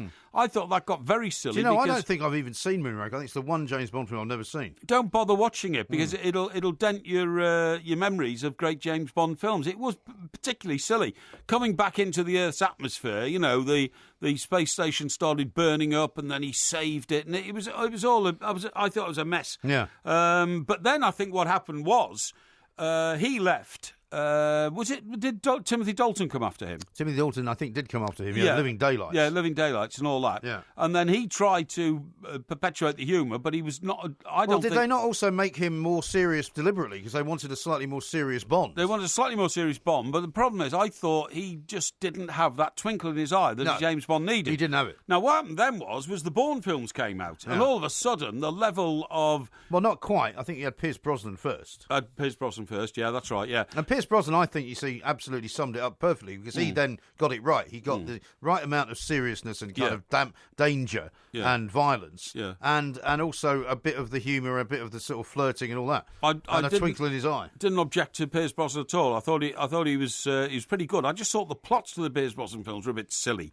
The one in Korea and all that kind of stuff. No, I thought that was great. Well, when they ended up in Cuba because they were smuggling the diamonds and all that, and they got the diamonds in his face and all that, and they had the ice palace up in the the burning of the ice and all that. Sure, but the one in Korea when he was captured for years and tortured and then brought back and then he swam across to the great hotel in Hong Kong. Yeah, and but that was great. They wouldn't believe that he was that he hadn't been brainwashed and all that kind of stuff. But then what happened was the Bourne films came out and the level of professional violence in them was so extreme they decided that the next James Bond would be like Jason Bourne. Yeah. So they got Daniel Craig and then they put him through this fitness regime. And the opening scenes of the first Daniel Craig film was on that crane where he was battling with the guy who had the magic drugs and all that kind of stuff. And that was just a takeoff of Jason Bourne and has been ever since. Yes, I suppose it has been. Yeah. But that's why I think, to many extents, that Pierce Brosnan was the best man for the job. Right. We'll be talking to Tom Sears from James Bond Radio coming up in a little while, and he'll give us the benefit of what he thinks. Coming up next, though, Mark Donaldson's going to be here and talking football.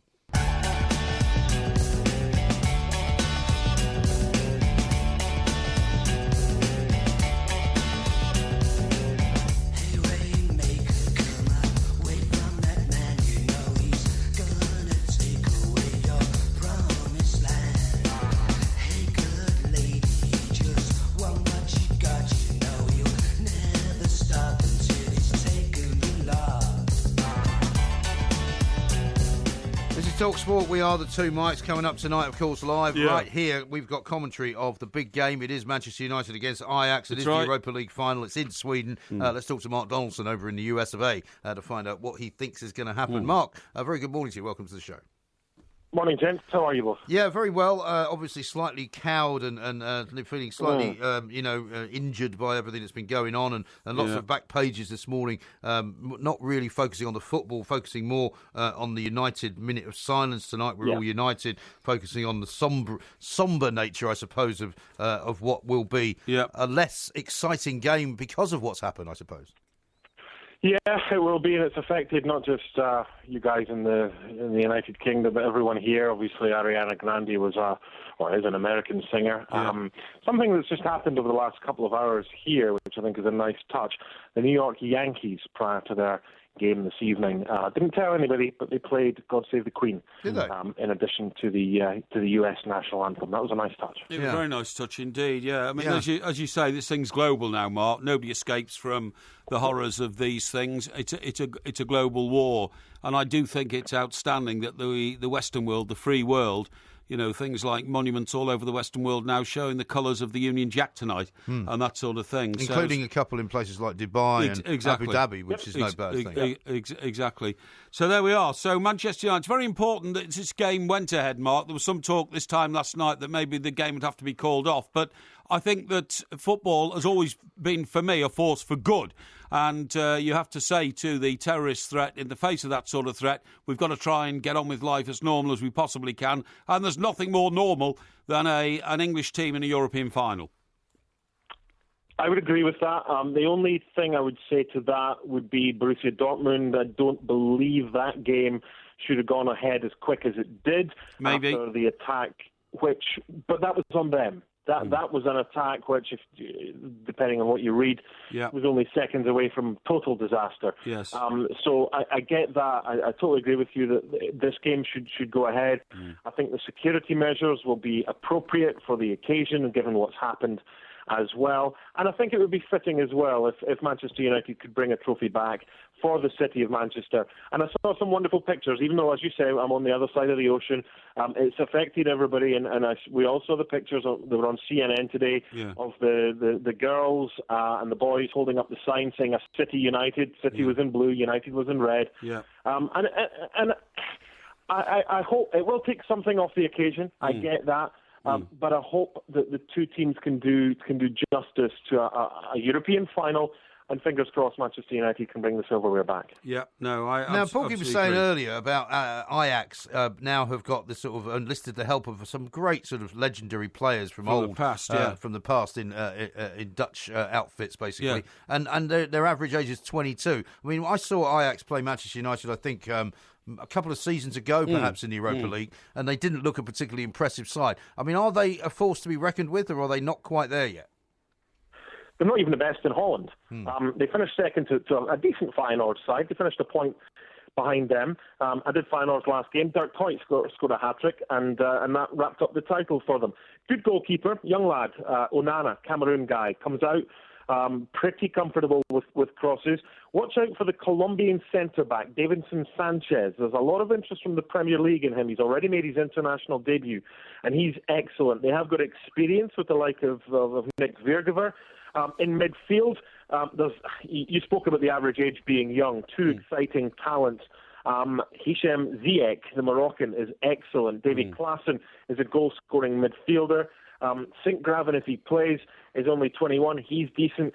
But where they're strongest is middle to front. Lasse Schöne is like the conductor of the orchestra, the Dane. If he plays, if Manchester United allow him to play, he can make them tick.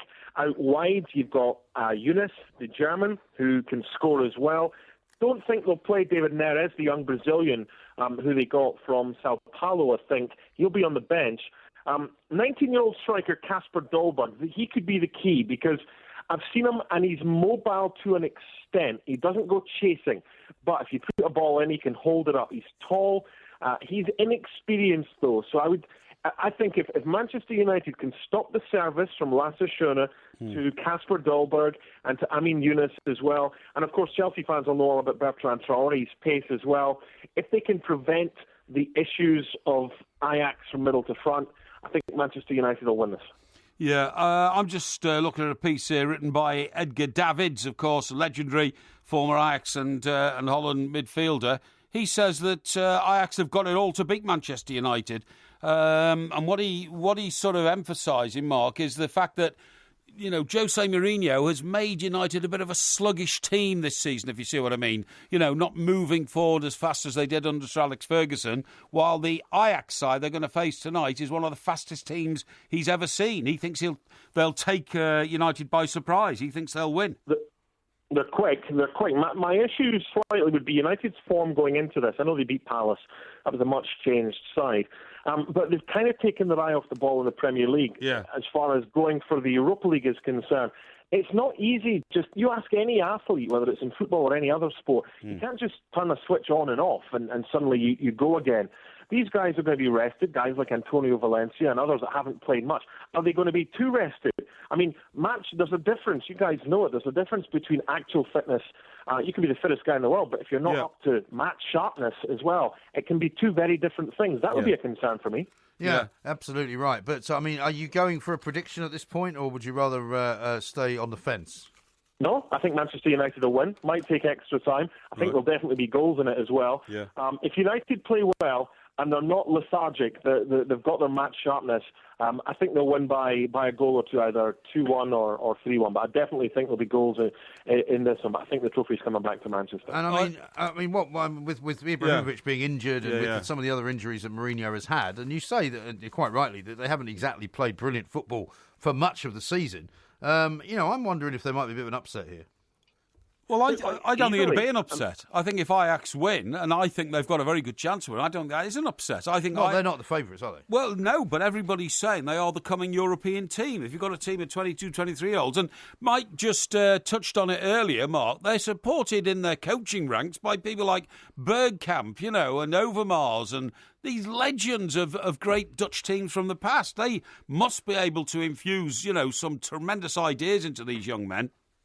Yeah, but they're not playing. I mean, Frank Sauzet was a wonderful player with Marseille in France. He was a horrible manager with Hibernian and couldn't win. So just because you've got all these, come on, boys, let's get into them. I've played the game. I know what it's like. I can do all this. I get that. I get all the stars of Dutch football in the past. But if I'm Jose Mourinho, I'm saying to my players, look, this isn't even the best team in Holland. I watched them against Lyon in the first leg, and they were outstanding. They won by 4-1 in the semi-final. They were horrible in the second leg. Maybe they thought the job was done. I'll go back to what I said a couple of weeks ago. This isn't the Ajax of Christian Eriksen and Luis Suarez as well. Would it be a big shock? No. It would be a surprise as far as the odds are concerned, because United are slight odds-on favourites. And we've seen surprises in the past as well. So would it be the biggest surprise? No. But I think Manchester United will win this. What would it mean for the future of Jose Mourinho if they don't win it? Right now, it's a good season if they win this, because they'll have won the League Cup as well. Forget the whole finish.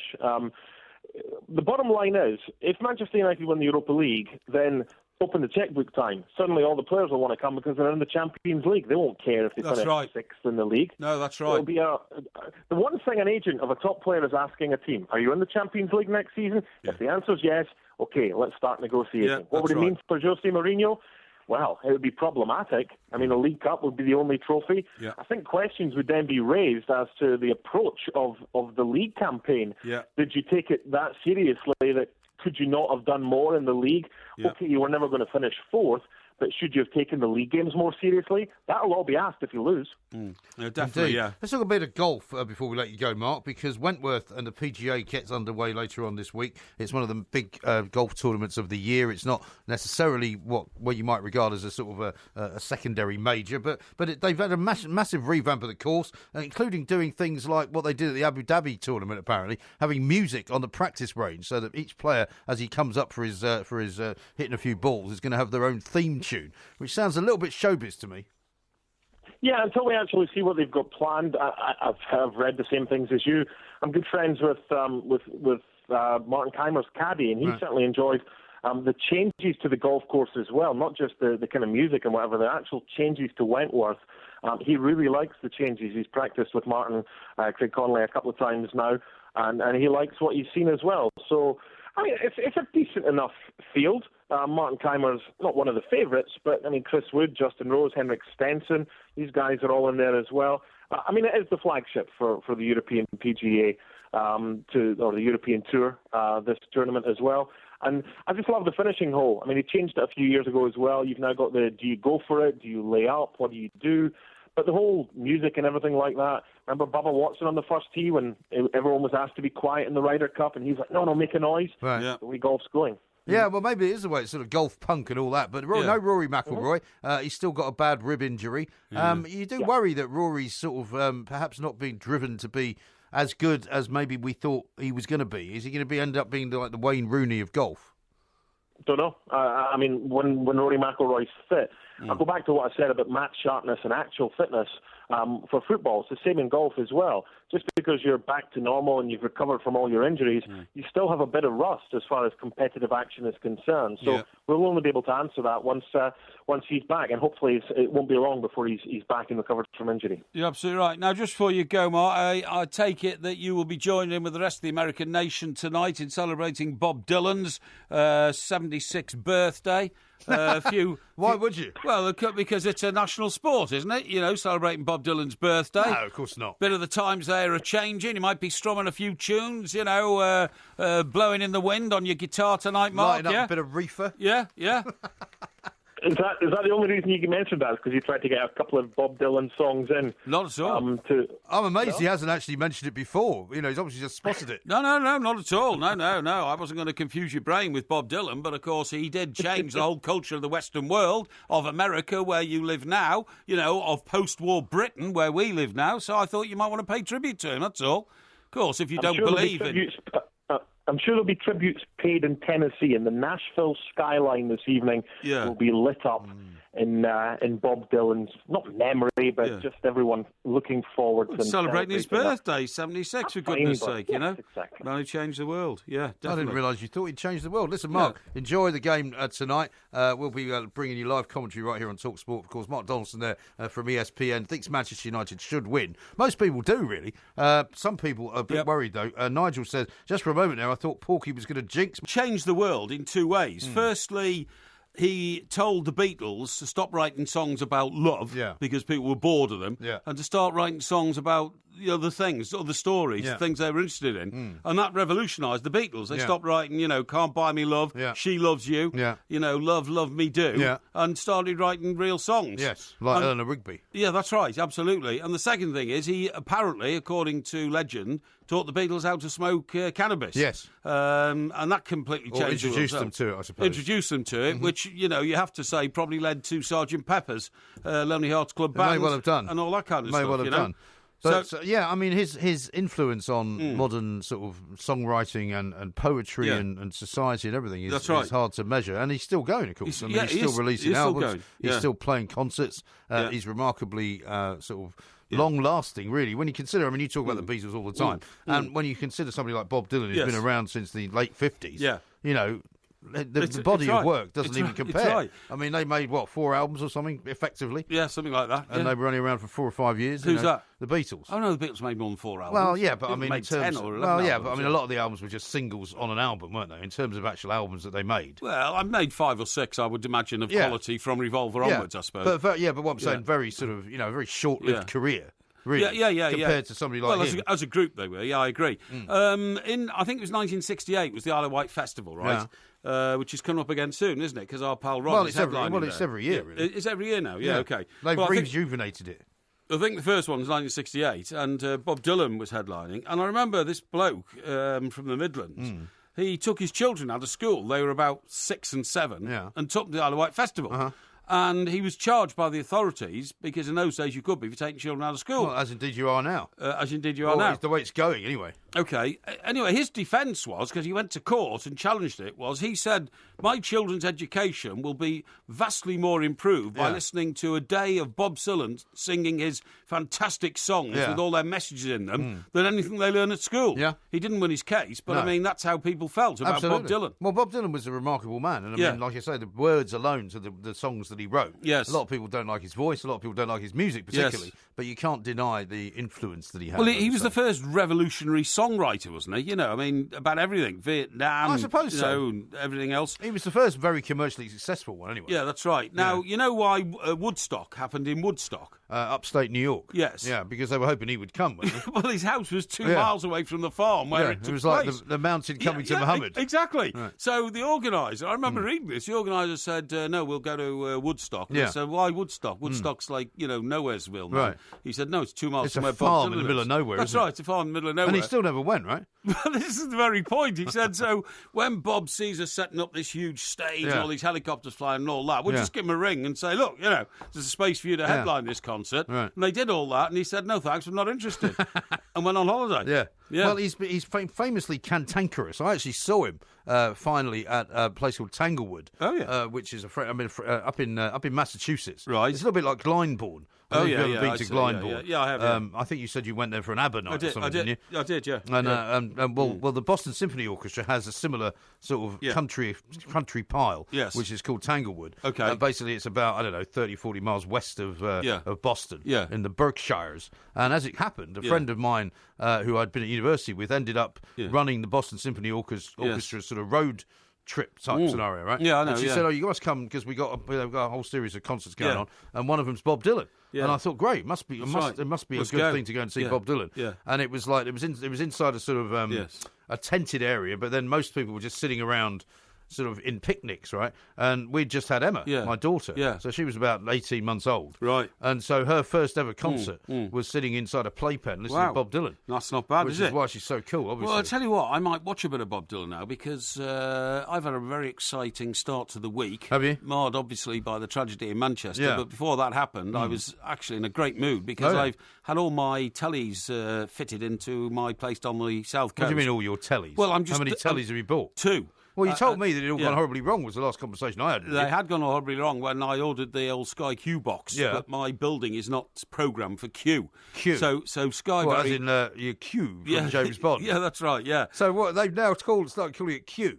It's a Q box. I mean, I'm sorry to sound mysterious here. I don't have that, so, you know... I don't well, know the latest update, you want to get the very latest Sky stuff, you get the Q box, right? But what does the Q box do that the previous...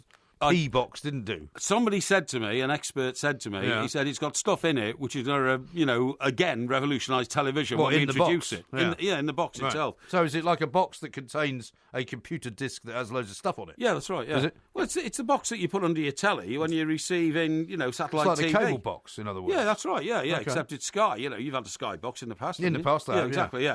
So this is the latest one. So anyway, they very kindly, when I said I'd ordered the wrong box, they were extremely kind. When I found 2 HD Plus boxes for me. What, because you didn't want the Q box? Well, I can't have the Q box because the aerial on top of my building is not sophisticated enough to operate. What, you mean in your luxury penthouse? Yeah, that's right. You got the wrong aerial. Well, here, let me tell you what happened. Let me tell you what happened, you see. So I complained to the managing agent and says, I demand that you upgrade the aerial, to make on it... On the top of the building that serves many more people than just me. Yeah, on top of the building. No, here, this is quite a good story. So I said, you must upgrade this building because I want... Shocking shambles. I want the latest. Yeah. So anyway, they're very reluctant to get involved, and then circulated everybody. Yeah. And there's nearly how many flats? 98. 98. Yeah, in the whole complex. Right. Okay. And so you're literally 1% asking for something. Well, here they circulated them all, and they said, we're thinking of upgrading the building to the new Q area. Oh yeah. However, it's a very expensive business, and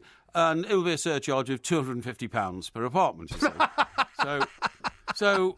Then, of course, they're all delighted, I'm sure. Well, then some of them started ringing up and saying... That's like 25 grand, isn't it? 250 times 100? Well, that's what they were asking for. So anyway, why is it going to cost 25 grand to upgrade the bloody aerial? Don't ask me, mate. But this is what they were going to be levied, right? So anyway, what happens is that a few of those people then... I thought it was quite insolent, started ringing up managing agents and said, why would we want to upgrade to a Q? So they said, well, Mike Parry, who lives in the block... Who works for Talk Sport. Wants to watch... You must have heard of him. Wants to watch football in higher definition, and he wants films and all that kind of stuff. So that's going to cost you all 250 notes. Now, the amount of abuse I'm not surprised. Got back from people saying, why should I pay 250 quid just so Mike Parry it's very true. Can put his feet up on his luxury leather couches and enjoy an expensive bottle of wine to watch a higher grade of a picture. Is this down in Gosport, is it? Yes, at my expense. And where he hardly ever shows his face anyway. Well, I thought that was so unfair and so unkind. Yeah. I mean, can't these short-sighted people see Obviously that not. one of these days they'll want all the new facilities that the Q box provides, but they won't get them because... Maybe you'd like them to sort of construct some kind of a cinema for you in the foyer, so that you just go down there and watch it on your own. Well, you're being facetious now, but how short-sighted is it to say, no, we don't want to upgrade the aerial on top of the building, when you know that technology in television, where Sky seem to be at the forefront, is going to be upgraded all the time? Well, it is. So how soon before this so-called 25 grand aerial is going to become obsolete and you have to get another 25 grand aerial? We haven't got it yet. We haven't got it. I'm still lobbying them to... It doesn't sound like it's going to happen. But, I mean, hang on. Who are these people who have got the nerve to tell everybody else in the building that an aerial costs 25,000 quid? I mean, are they having a laugh? No, they're the managing agents. Yeah, but they can't possibly build that. I mean, you could put the aerial from the North Tower of World Trade Centre up for that kind of money. Yeah, well, this is what they were charging each apartment because it would have to be wired down to the apartment, you see. Yeah, but that's a madness. That is absolutely madness. No, you put this big area on the top, that's expensive, and then you have to rewire it to all the apartments. That's what it was going to cost. So I thought that was a bit damned, unfair on me. So presumably they've come back to you and said, we're terribly sorry, Mr. Parry, this is not happening. That's right. So then I had to get the HD Plus boxes. But however, this chap came along to fit them for me. His name's Lee. So you've not got the Q boxes? No, I haven't got the Q boxes. Oh, right, okay. No. So I get the HD boxes, and what a guy he was. And Lee. Yeah. And, he came and sorted everything out for me, put the telly in and all that kind of stuff. Well, put the new box into the telly. And I have to say, I'm so delighted. I've got things now like... well, what did you have before? Well, I had a steam-driven sort of box. Almost, because I still had the original Sky TV and box, which I'd installed when I first got the place 8 years ago. Oh, God. It had never been updated. 8 years ago? 8 years ago. I think you've had it longer than that, haven't you? Yeah, I think I have, actually. But anyway... It might be older than that. I think that was... Sorry, that was the last time it was changed. Okay. 7 years ago. Right, 7 years ago, the last time the box was changed. Yes. You're absolutely right, yeah. And but now... As soon as he switched it on, all these boxes came up saying, House of Cards, buy now, $10.99. Yeah. And I said, Well, I've already loaned you that. Yeah, I know, yeah. But you're going to give it back now? Yeah. And he said, no, here, I'll press this button. I pressed that button, and I've bought House of Cards for $10.99, bargain. Okay. I can get Netflix. Yeah. I can get movies on demand. Why did you buy $10.99? I gave it to you for nothing. Yeah, I know, but I mean, it's easier for me to just sit there and operate my new... Now, did you know that my soundbar... There's 2 series, don't you? Yeah, I know there's 2 series. I've got a soundbar fitted on the front now. Brilliant soundbar, right? What make is that? Is it Samsung? No, I think it's LG. LG? Yeah, I think it's LG, because my telly's LG. Is it? And do you know what? The soundbar is so sophisticated, it's got its own handset.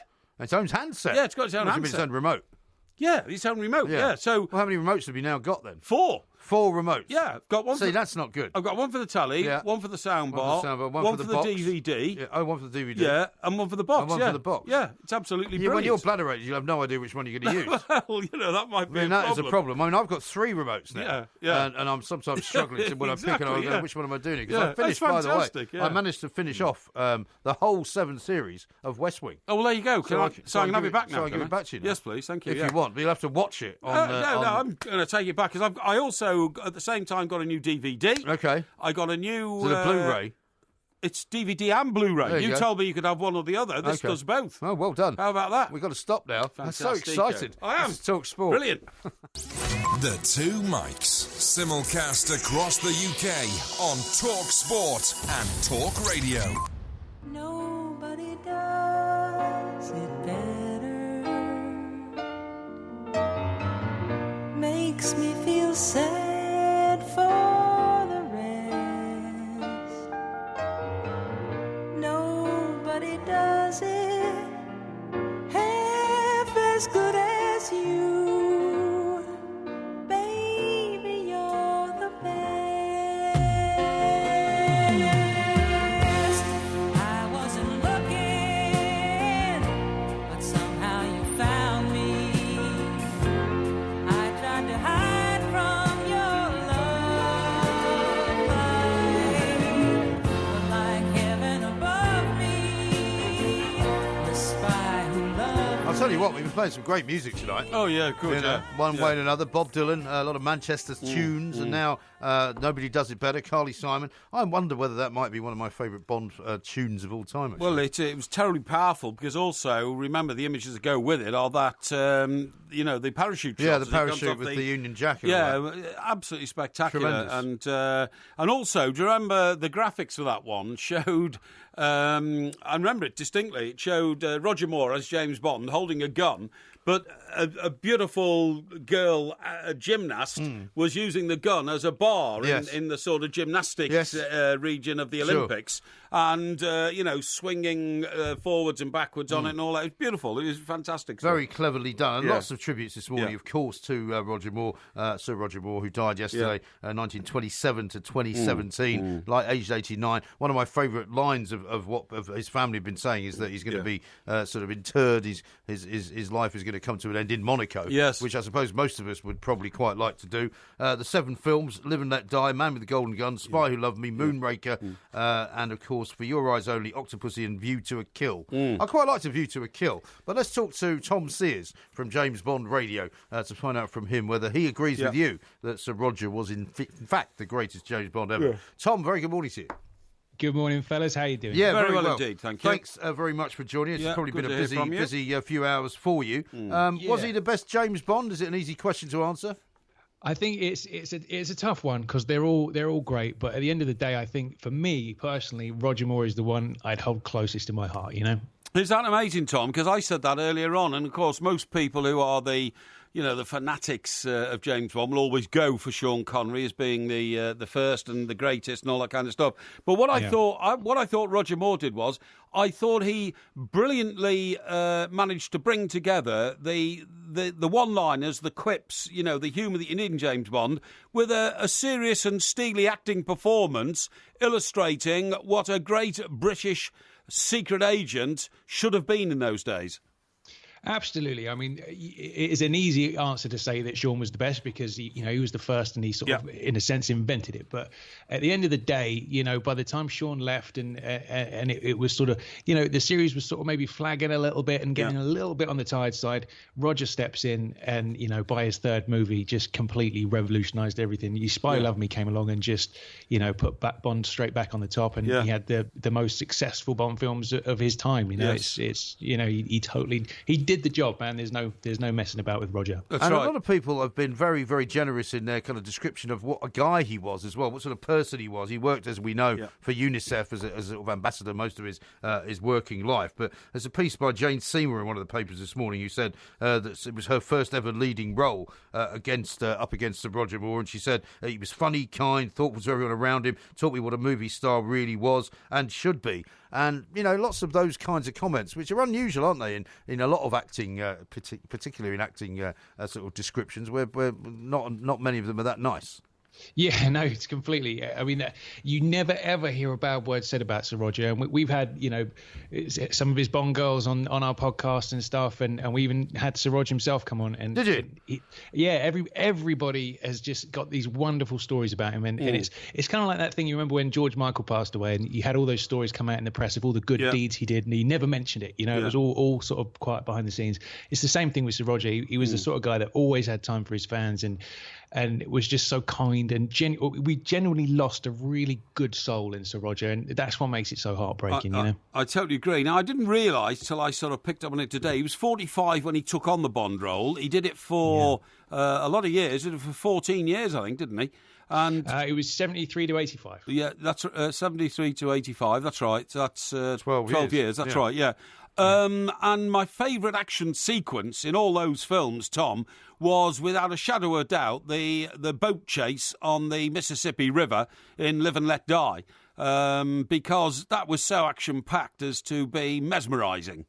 Yeah, I mean that's Live and Let Die is my favourite Bond film of Sir Roger's. I think I know Sir Roger's favourite Bond film is The Spy Who Loved Me. That was the one he loved the most. Yeah. But yeah, I mean at the end of the day, if you're going to introduce a new James Bond, to somebody to take over from Sean Connery and indeed George Lazenby as well, you need to come out with a bang, and I think he did that with Live and Let Die. And that's one of those things that makes Bond so special. There are those sequences like you mentioned that just raise it above all other action films and make it the national treasure that it is, There is that, but did it not get, because I was saying this to Mike, that was his first film, but by the time he got to kind of Octopussy and A View to a Kill, it was becoming a bit of a parody of itself, though, wasn't it? And that was why they ended up trying to kind of maybe make it a little bit more serious again with Pierce Brosnan.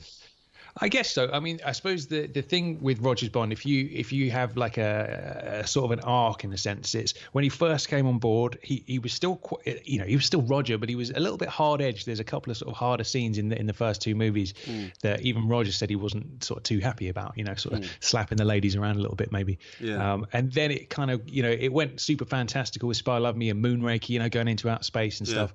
And after that, they did bring it back down to earth with For Your Eyes Only. That was more of a sort of a cold thriller kind of thing. Yeah.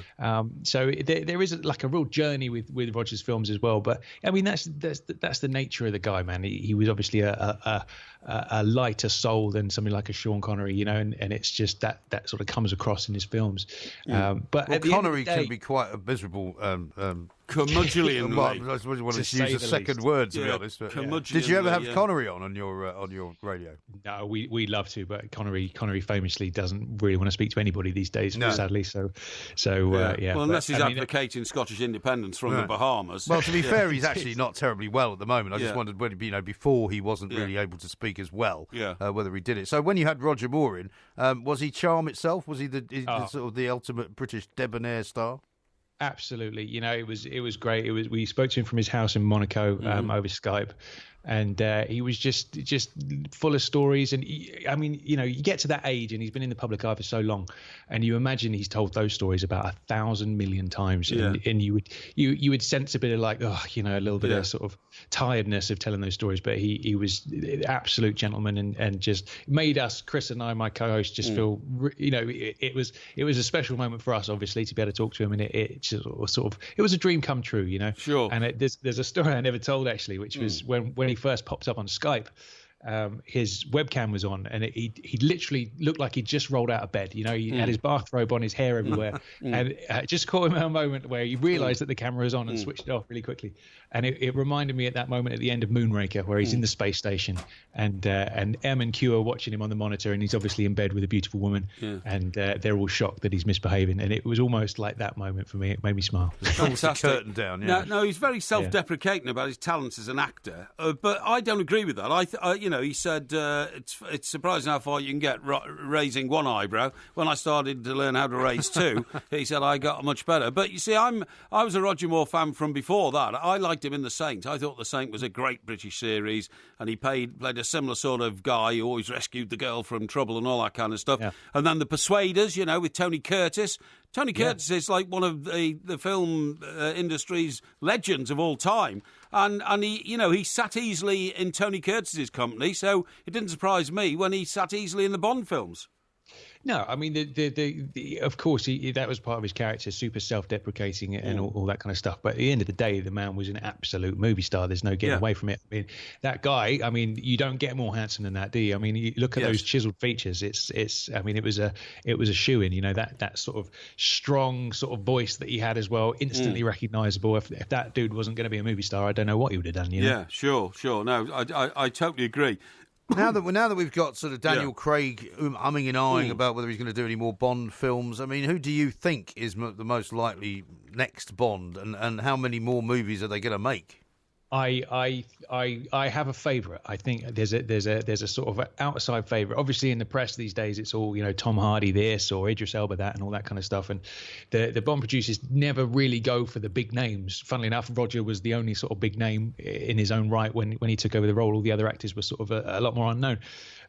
So my outside favourite, who kind of ticks all the boxes, typically it's going to be a guy in his sort of early to mid 30s who's a TV actor maybe, or he's done a few films, but he's not a headlining name. He's not a big star like a Tom Hardy is. And that guy for me is Aidan Turner, who you'd obviously know the guy from Poldark. Yeah. Yeah, the guy from Poldark. Well, he'd have to wander about with his shirt off the whole time, wouldn't he? Well, not necessarily. Very popular in my house, that would be. I thought Idris Elba actually had all the characteristics for a James Bond. He would be terrific, character, actually. You know what I mean? Idris Elba would be brilliant. I think he'd be absolutely brilliant. Can I just ask you one thing, Tom? Because this is a mystery to me. I've had a lot of Twitter traffic here, and I didn't realise this, if it's true. My favourite Roger Moore film, says a correspondent called Cole, was the Cannonball Run with Burt Reynolds, Dean Martin, Sammy Davis Jr. and Farrah Fawcett Majors. Did you know he was in that? Yeah, I remember the Cannonball Run. Absolutely. That was one of those daft sort of 70s films. I didn't. Where did that come in his career then? After The Saint or something? Yeah, he basically played a character who thought he was James Bond. It's been years since I've seen it, but I think he drove an Aston Martin DB5 in it. Even I think, and that was his character. It was like a spoof of somebody who thought he was James Bond. Obviously played by the Bond at the time. Yeah, God, amazing, isn't it? Very funny movie actually. It's one of those, all those Burt Reynolds kind of racing movies are always worth watching. Sure, absolutely. Well, listen, Tom, thank you very much indeed for joining Tom. us. Appreciate your time. Tom Sears there from James Bond Radio, who says that he agrees with you actually. Yes, that Sir Roger Moore is in fact the quintessential I'm not James surprised. Bond. Not surprised. I have nothing against Roger Moore. I think he's a terrific guy. Like some of the films as well, but something about Pierce Brosnan just kind of does it for me. Yeah. Well, everyone's entitled to their opinion. Thank you. The Two Mics, simulcast across the UK on Talk Sport and Talk Radio.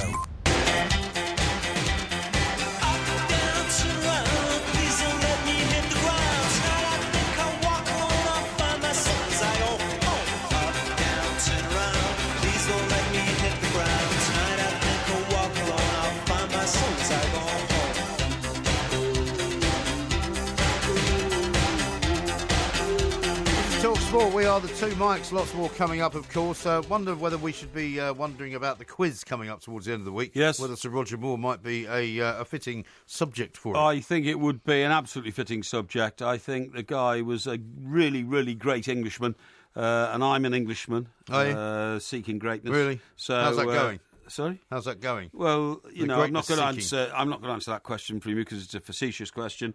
But you just said you were seeking greatness. Yeah, well, I think greatness comes to you at the end of your career, not during it. Okay. So for him, we'll look back on that. I think for him it came during it. It's a great piece in one of the papers here. Yeah. It talks about 007, whose 4 formidable wives made Bond girls look like pussycats. Yes. And they've got wife number 1, ice skater and actress Dawn Van Stein. Yeah. Wife number 2, Dorothy Squires. Yes. Who once smashed a guitar over his head. That's right. Explosive Italian actress Louisa Mattioli. Yeah. Number 3, and of course Kiki Tholstrup, number 4. That's right. But amazing stuff here about how he was born in Stockwell, and I don't want you to remember any of this. Hang on, the number quiz. 4 was called Christina, wasn't she? Oh, well, Kiki was a nickname. Oh, I see. Okay, Christina Tholstrup. Yeah, I see. Born in a 2-bedroom flat in Albert Square in Stockwell, southwest London. He was a sickly boy. Age 5, fell ill with a fever so bad that the GP told his parents, "I'll be back in the morning to sign the death certificate." Yes. Yeah. Imagine that. Yeah. That's terrible. Isn't that awful? Yeah. I should also tell you that Spy Who Loved Me apparently is going to be on ITV this Sunday at 4:15, so you can watch it with your sound bar. I'm sure my mother told me that Sir Roger Moore's first job was as a male model, modelling knit yourself jumpers. Could be. You know when you were small... Knit yourself jumpers? Yeah, your mum used to go to these knitting shops and buy these patterns for jumpers, right. and it was an envelope with a load of tissue paper inside it, which gave you the shape of the jumper, that, and then you bought the wool. That. And he apparently, Roger my mother Moore's, wasn't very good at knitting. Roger Moore's first job was modelling. Really? Yeah, knit yourself jumpers. Yeah, extraordinary. Yeah. Timco says this: "The Spy Who Loved Me. I saw this in Woolwich, and when the Union Jack parachute opened, the whole cinema stood up and cheered." Exactly, it was brilliant. It was a brilliant piece of cinematography, and also in The Spy Who Loved Me. Remember, it was when the White Lotus car shot off the end of the jetty. Yeah. So that was the second time in the film. Became a submarine. Yeah, exactly. The second time in your film when you think, wow, it's all over for Bond. Yeah. First time when he went off the mountain. How's he going to get out of this? So how's he going to get out of that? And then, of course, he was in the car with Barbara Back, who was beautiful. It still is beautiful. Ringo Starr's wife. missus, That's right. Yeah. Mrs. That's a bit dismissive, isn't it? Not really. Wife. Ringo Starr's missus. What's wrong with that? Well, it's just a colloquial word. What's wrong with that? Well, I think it's disgraceful to call a woman a missus. Well, no, that's wrong because you've never been married, so you don't know what that's like. Yeah, when you talk about your missus, that's very derogatory. Not at all. Many people that I know will say, "Oh, I was just going to have a word with the missus about that." Yeah, it's perfectly normal. Yeah, but you wouldn't say it because you have never had one. Yeah, well, I wouldn't. I would say my wife or my loved one. Your lover? My loved one or my wife. Your loved one. Like that. Yeah. Oh, dear. Or in fact, in your case, you wouldn't say anything at all. But anyway, the punchline for that one was when they got into the fight with the Spectre, the opposition, the enemy, or whatever. She at one stage saw something coming which Bond didn't, pulled a lever and fired a missile off. And he said, "How did you do that?" She said, "I saw the blueprints of this car 2 years ago in the Kremlin." So it was all about international. In the Kremlin. I mean, one of the criticisms of his Bond is that he never looked like a guy that could punch his way out of a paper bag. And a couple of people tweeted that earlier on. He did not look like a guy who was actually in any way physically, menacing. Well, whereas Connery was, and so was Pierce Brosnan. Well, again, in Spy Who Loved Me, he found this bloke that he was looking for in Egypt, didn't he? Took him up on the top of the roof, and then, remember, he was holding him by the tie, and he said, "Where is Saruk?" No, I don't remember that. What film was this? This was in The Spy Who Loved Me. Oh, right. I don't remember that. And they got him on the edge of the building on the top, and the guy was, and he's holding him by the tie. "Where is Saruk? Right. Tell me where Saruk is." And the guy told him, and then he pulled out a pair of scissors and cut his tie. It's very cruel. Yeah. That is very cruel. Speaking of movies, by the way, I've been sent this tweet, which says that there's now even more of a hint that the new Top Gun is going to be made and that Tom Cruise is actually going to appear in it. Apparently, he was on some TV show in Australia called Sunrise, which I think we know about. Yeah, we know. Not only is Top Gun 2 definitely going to happen, but that he will probably start filming it in the next year. Apparently, this is what he told people in Australia. And he's going to be a trainer, isn't he? I'm not sure. Yeah, well, he's not going to be a pilot because he's too old to be a pilot now. I suppose so, yeah. So he won't be Top Gun pilot, he'll be Top Gun trainer, won't he? Unless it's going to be full of lots of back, what do you call it? What? Flashbacks. I doubt it. So when he was in the original film, there was a load of outtakes. I doubt it. I don't think Kelly McGillis will be in it. Well, maybe we will ask Sandra Lee about it. I think she's aged a little bit since then. Who? Kelly McGillis. Well, everybody's aged a bit since then. But I mean, I'm not sure. 30 years ago. I'm not sure she's aged. What do you mean? Glamorously. You mean she hasn't aged well? Is that what you mean? No, I'm not going to say that. Do you mean she looks like an old woman now? No, the kind that you would not be interested in talking to. No. I know something. Well, for example, would you call her the old woman? No, I wouldn't. I was just going to have a word with the old woman. No. I'd call her my belle. My belle? Ma belle. Ma is my in French, yeah. Right. My belle is not my in French, it's my beautiful, isn't it? What? My belle is my beautiful. Yeah, but ma, the preposition is my. How about this picture? That was a great film. The Wild Geese. Or mon. Remember that? Yeah, I thought that was a bit sort of predictable, actually. You didn't like The Wild Geese? No, I did like it. It's a great film. But it was the one where Richard Harris stood on the edge of the rugby pitch at the typical British public school, didn't he? And said, I'll be back in 3 weeks, and don't worry, everything will be okay. Right. I thought it was a terrific movie. I thought it was pretty good. I remember seeing it in the cinema and thinking it was amazing. But I thought it was a bit stereotypical, that was all. Stereotypical of what? Mercenaries? Yeah, I guessed what was going to happen at every stage of the film. You know, I thought I know what's going to happen next year because I'm smarter than the average bear. Well, maybe that's your particular curse across the bear. You can't go to the cinema anymore because you always know what's going to happen. Yeah. Well, yes, I do. Yeah, maybe. I'll I'll tell you what happened to me the other day, and I didn't expect this to happen. Yes. I went to take the dog to the vet, right, because he's got a bit of an ear problem, which is a sort of congenital ear problem, which is never going to be fixed. But occasionally you have to get some, syringe action going on. And does it affect his hearing? I don't know. No, I'll come and ask him. No, exactly. Yeah. Yeah, but you can test a dog's hearing by telling it to stand there, and you go back 12 feet, and then you shout his name, and you see whether you get a reaction. Really? That's how you test a dog's hearing. That's what I should do. Yeah, of course, I think it's what you should do. You've never had a dog. I have had a dog. You had one dog once for a very short period of time. I'm afraid I did. Yeah. And is that what you used to do with that? How was that dog's hearing? Well, all I'm saying is there are ways of testing a dog's hearing. There must be. Why did you take him to the vet anyway? Well, I told you he has got sore ears. How do you know he's got sore ears? Did he tell you? Yeah, no, because he constantly shakes his head, and you can tell when his ears turn a little bit red on the inside. Yeah, right. Because he's got some Labradors have a congenital ear problem. Yeah. And they basically get blocked. Yeah. And so what we have to do is give him eardrops, right? Sometimes you give him antibiotics, depending on whether the vet allows you to have them. Right. Okay. However, I parked the car in a car park in what is called the Rother District Council area, right? Right. Not far from where I live. Yeah. And it's it's just recently gone up to £2. Right. To park in this car park for more than an hour. Yeah. Right. Yeah. Now, I freely admit that it was my mistake not to get a ticket. I did not go to the machine because I wanted to get the dog out of the car into the vets and then back out again. And I thought, you know what? If a traffic warden appears, which I've never seen before in this particular car park, I will just have to bite the bullet and I'll pay the fine. Right. It'll probably be about 20 quid. Yeah. Right? So I thought I'll take the chance because I've literally, in 4 years, I've never seen a traffic warden, not only not in the car park, not in the town. No, never, ever, right? Okay. And there's people that park on double yellow lines that don't get tickets, all sorts of things going on. Anyway, so I come out and sure enough, there's a ticket.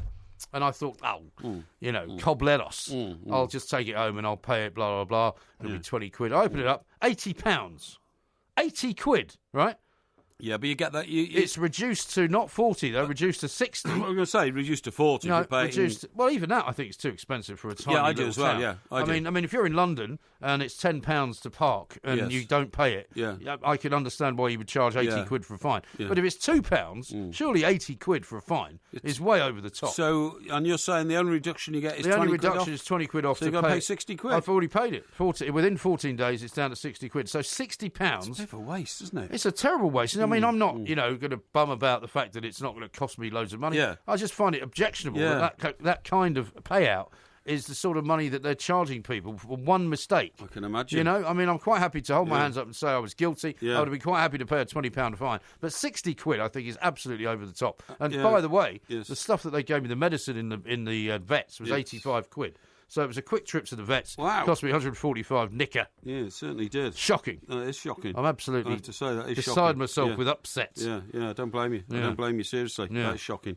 But, if you break the law, that's what has to happen, I'm afraid, Well, it's not about breaking the law. There is no break. I have not broken the law. I've got a parking ticket. That's not the same as breaking the law. But isn't it incredibly arrogant to say that even for 2 quid, I don't buy parking ticket, I don't. Well, no, I had the dog, right? So in order, all right. It's not that I don't pay it. The point is if I'm, I've never had to pay it before because I've never ever been given a ticket. Yeah. Right. Yes. And if you park where I parked, the machine is so far away that I have to schlep the dog all the way over there, schlep the dog all the way back to the car, and then schlep the dog all the way into town to go and visit the vet. So you don't have to worry about anything because you have nothing that goes with you.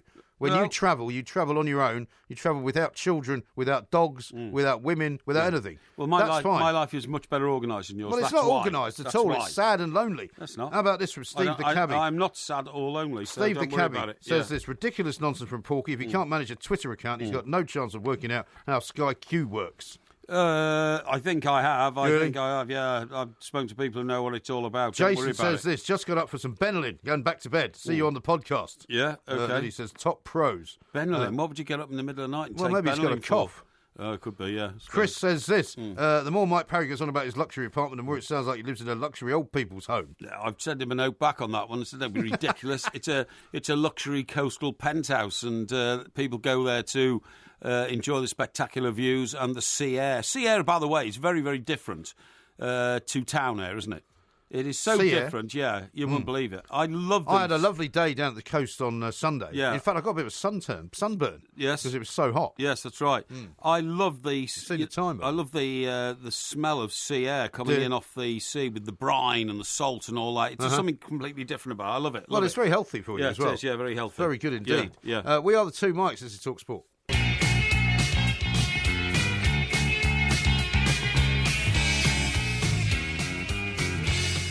This is Talk Sport. We are the two Mikes. Blaze says this. How do you know your dog's got sore ears? Did he tell you? Another belter from the Porky Protector of Animals. Yeah, well, I'm sorry, but when I then asked you the question, how did you know the dog was having a problem? Did he tell you? Right. You said, no, just shook his head. Well, I told you he can't talk, the dog. Yeah, it comes as any great surprise. But when you have a dog, you know when dogs are not feeling very well or when they're not beating themselves, They don't have to actually physically tell you. No, and if you put your hand on his ear, it gets very hot. You can feel it's hot. It's hot, okay, good. I'm glad you're looking after your dog. Thank you. Now, we have talked about some legends tonight. Sir Roger Moore, Yeah. who sadly has passed on, and R.I.P. Sir Roger Moore. But we also talked about Bob Dylan, because it was his birthday, 69th right. birthday, okay. Did you say was it only 69? I thought he was older than that. No, 69. Well, that surprises me. Surprises me a bit, because the Beatles are all in their mid-70s. Yeah. I'll double-check that. Yeah. But did I say 69? I can't remember. No, what I think it was 76, wasn't it? It must be more It was than that, 76. It was 76, definitely. I don't know why I said 69. Yeah, I'm going to never mind. double-check that in a minute. Okay. But anyway, I found something which is a bit spooky. Somebody has, believe it or not, taken out of one of these aeroplane graveyards, which are all over America. You know when there's a surplus of airplanes in the world, Yes. and there's a depression. When they put them all in like the desert or something. That's right, put in Arizona or somewhere. It looks weird, doesn't it? It looks awful, and they're just stuck there. But the reason they put them in these very hot places is because metal doesn't rust in heat, obviously. All right. So they don't get any rain on them and Okay. all that, and they can then put them back in, commission them. I've never thought of that. So the dryness, I suppose, preserves dryness preserves the planes, and what they do is they take the engines off, because the downside to putting them in the desert is that sand gets into the engines. Yeah. But they take the engines off and put the covers on the engines and put them in a box. Right. You see what I mean? Okay. And then put them back on. But anyway, somebody's gone down to one of these airport graveyards in New Mexico. Oh yeah.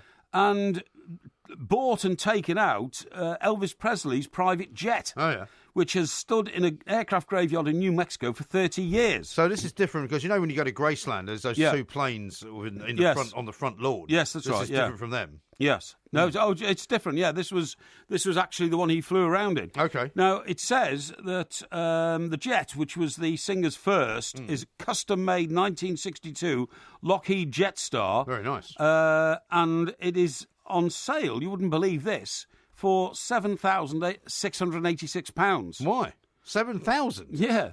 That can't be right. Well, that's the starting price. It's just been put up for auction. It is expected to make $2.6 million.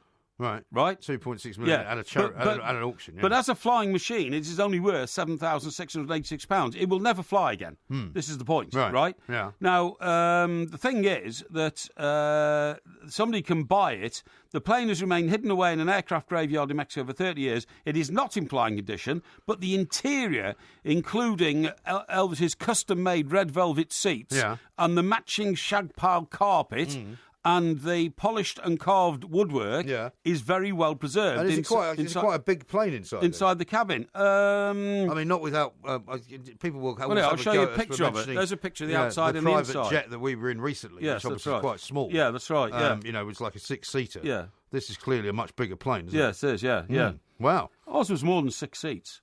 There were 4 seats facing each other, and there were 2 couches behind. Yeah, well, I think it's 10 or 12 seats. Maybe 8. It's quite small. It's a beautiful jet, anyway. But anyway, it certainly was.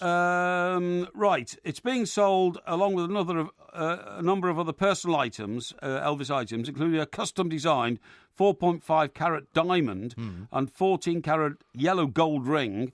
Which will each fetch £27,000. Right. Now, this is all being sold off by the Elvis sort of estate or something. Yes, it is. Yes. The jet has been kept by a private collector in the desert for decades to keep it rust-free. Yeah. But that particular collector now is selling it on, OK? Right.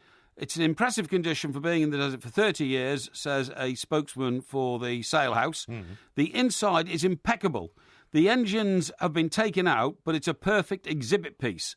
Whether it's for a museum, a casino, or somebody looking for a focal point on their estate, it is an amazing piece of pop memorabilia. But I think it's spooky. I mean, to have Elvis's ex-aeroplane with no engine in it, grounded like a crippled animal, you know. So presumably somebody would buy it just to keep in their back garden and have a look at it. And then people come round and you say, let's go and have a drink on Elvis's jet or something like that. Because you see some of these weird stories of guys who've got like an old 747 that's and right. they've turned it into a place they live. Yeah, that's right. In the middle of a jungle or something. That's right, like that. yeah. Well, I mean, I suppose if you're a big fan of Elvis, it's something you would want. I think it's morbid and spooky, you know, that you would... Why would you, go on Elvis's jet? I mean, they've even sort of blanked out all the windows because, they no longer have glass in them and all that kind of stuff. But what I'm surprised about is why they don't have it at Graceland, because, the 2 planes that he's got there are planes that he used to fly in as well. Well, this is his very first one. This is the point. He bought this in 1962. Right. So, that would have been retired and replaced by one of the other ones that Graceland's got. Yeah. Pretty amazing, really. It is, I suppose. Yeah. You won't be bidding for it then. There's a couple of really good sort of interesting stories about things that are going to be up for auction actually this week. We're hoping later on this week to talk to somebody connected to this woman who bought some moon dust. Oh, yeah. And she bought it online in an auction many, many years ago. Who from? I don't think she knew who she was buying it from. Okay. I think it was something that somebody had come into possession of. Yeah. And like a lot of these things online, you make a bid. And it turned out she won the bid. Yeah. And I think she paid a few $1,000s for it. Yes. Nothing outlandish, but more than anybody else. Yes. She then decided to send it off to NASA to see what they made of it. NASA then seized it and said, this is actually moon dust collected by Neil Armstrong when he was walking on the moon. Yeah. So it's not possible that you can have this. No. We're going to keep it for ourselves. She then got lawyers involved and said, well, I'm going to sue you because, I bought it fair and square and I should have the rights to buy it. It turns out that it's going to be auctioned, I think, in the coming weeks. And for something approaching about $4 or $5 million. Brilliant. And she's going to suddenly become very wealthy. Good. Overnight. Good. I'm all in favour of that. You're in favour of that? Yeah, I'm in favour of wealth and people having wealth. Now, what about this amazing story about Orlando Bloom, OK? Orlando Bloom and the Romanian. Yeah, isn't it incredible? I love this story. I think it's great. So I think she's done very well for herself. So do I. So what's her name again? I can't remember what her name is. Her name is Viviana Ross. Yes. Okay. She's only been here a couple of months, right? She's only been here a couple of months, yeah. I mean, it's quite amazing. What happens is, Orlando Bloom's over here making a film. Yeah. He goes to the Chiltern Firehouse, which is the sort of... I've been there. You've been there, okay, I took my daughter, in fact, Father's Day last year, we went there, and she wanted to buy me some drinks because we were going out for dinner. Yes. And I said, all right, well, I'll let you buy the drink. She bought, when we ordered the first drink, I said, I don't think you're going to be buying me any more than one drink here, because they're about 15 quid each. That's right, yeah. Exactly. So I didn't realise that the Chiltern Firehouse is not just like the inn restaurant at the moment, it's also a hotel. Yeah, I didn't know it had rooms. No, I didn't know it had rooms. So anyway, the 5-star Chiltern Firehouse restaurant and hotel in London's West End, popular with celebrities including Kate Moss, David Beckham and Simon Cowell. Now, this lady, aspiring actress, Miss Viviana Ross, is 21. Well, when you say aspiring actress, she's a waitress. She's a waitress, right? But I mean, lots of aspiring actresses are waitresses in California. Yeah. Just waiting to be spotted. Actress, model, whatever, don't they? That's right, yeah. So anyway, what happens is Orlando Bloom comes in from, whatever he's been doing that day on the set or something, and spots this woman, and there's an immediate chemistry. And she ends up going back to Orlando Bloom's room with him and is quite open about the fact that they had sex all night. Did she not, before this happened, though, she was sort of serving him at the bar and there was a bit of frisson being built up, and she'd also, I believe, taken a couple of things to him on room service. Yeah. So I think... well, he got a very good room service from her in the end, didn't he? She got very good room service. I think he's complaining. Yeah. Anyway, Miss Ross has got quite a checkered history. Born in Dublin to Romanian parents, but moved to Germany at the age of 6. Right. She graduated from the Munich Film Academy in 2015 and then came back to this country to try and find opportunities in acting. Right. She's appeared in 4 German films and an advert. Oh, right. So she is an actress. So she is a bit of an actress. Okay. However, she's very beautiful. She's very, very beautiful indeed. If you don't mind me saying so. So I've just checked the availability, by the way, for May the 24th, Wednesday, for one night until May the 25th, Thursday. Best available day rate is for the Firehouse Loft. Yes. Which looks rather nice. Yes. 900 quid. 900 quid. For the night. For one night? Yeah. Well, there you go. Anyway, the consequence of all this erotica is that she's now lost her job. Yeah. Because from being a waitress in the bar downstairs... suddenly the housekeeper comes into the room to do the room and finds the woman who she thought was a waitress downstairs in Orlando Bloom's bed. Yes. So one of two things... Yeah, but is it not the case that the manager actually let himself into the room unbeknownst to Orlando Bloom? She shouldn't have done, really. No, I think the housekeeper, the story I've got, is then went and alerted the management. Yeah, but he shouldn't have been doing that. Well, he felt that as she was still an employee... and that employees are banned from guest bedrooms, right? I mean, hang on a second. If she's working for the Firehouse and her shift has come to an end, and she decides she wants to spend the night with him, they may take a view on that, but she's not working for him. Well, that's not fair, is it? Her defence is that she'd left the building after a shift on Friday night. Yeah. She said, I'd left the building, I'd got changed into normal clothes. Sorry. She had a locker in the Chiltern Firehouse where she kept her ordinary clothes. Yeah. So she changes back from her uniform Chiltern Firehouse unit into her normal clothes. Right. She goes outside, she walks 3 paces and bumps into Orlando, who she'd been serving earlier. Right. They chatted. When you say serving... Yeah, well, no, hang on. They chatted and he asked her to join him in his room for a drink. Right. So that's where she ended up staying all night. She said yes. She said it was like fireworks were going off between us. Did she not say they had very good sex? She said we had very good sex indeed. Right. Now, the next morning she was caught by the general manager who allegedly let himself into Bloom's suite. You see, I think that's wrong. I think that's an invasion of his privacy. If some general manager let himself into my hotel suite, I don't care whether I'm Orlando Bloom or who I am, I'd be like, get lost. What are you doing? Well, within an hour of the manager discovering her still in bed, she received a text message saying she had been sacked. Yeah. And the aspiring actress regularly posts raunchy selfies on Instagram. Bloom, who recently split from US singer Katy Perry, who in herself is a very attractive-looking lady, very sexy lady, married Australian supermodel Miranda Kerr in 2010. She's also very nice. Is she? Yeah, okay. Anyway, the Chiltern Firehouse, when asked... Talk about morals of an alley cat. Morals of an alley cat. Chiltern Firehouse, when asked about this scandal, have declined to comment. Well, I mean, obviously, it's a high-class... I don't wish to be unkind here to the Chiltern Firehouse. They don't wish to be viewed as a high-class knocking shop.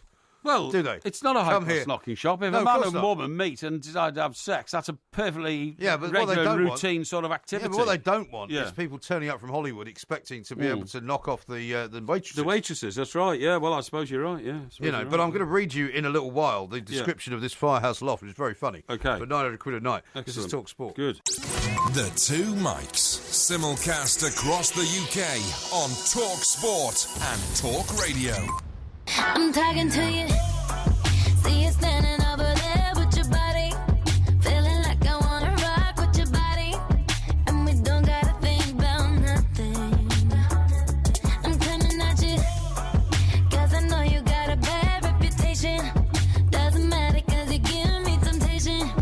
And we don't gotta think about nothing. Taking us to until now, actually, to play an Ariana Grande song. But I think it's rather good. Yeah. It's rather nice way to finish off the show, which is coming up very soon. We've tried to get through the gloom of the terrible, terrible happenings in Manchester on Monday night. Yeah. And I feel better now than I did at the start of the show. Yeah, I do as well, because I just don't think you can let yourself slip into that morass of depression, you know, which we all do. You've got to, get up and get on with life, and that is not to be in any way dismissive of the sheer agony and torment which so many people in Manchester, so many families are suffering and will be suffering for weeks, months, and some for lifetimes.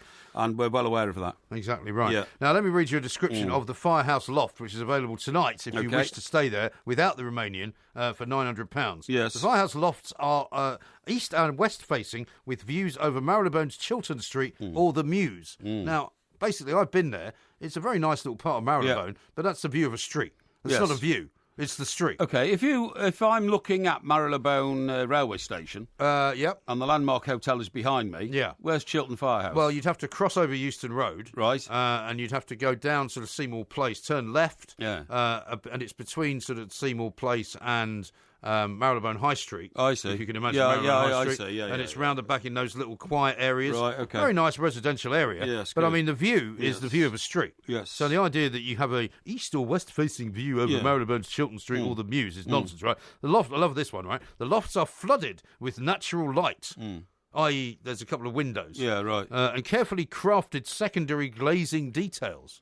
What do you think that means? It's got double glazing. Double glazing, well, right. Most hotels have got double glazing. Well, you would want that in central London, right? All have one or two fireplaces, separate dressing areas and walk-in wardrobes. Each room has a spacious seating and working area.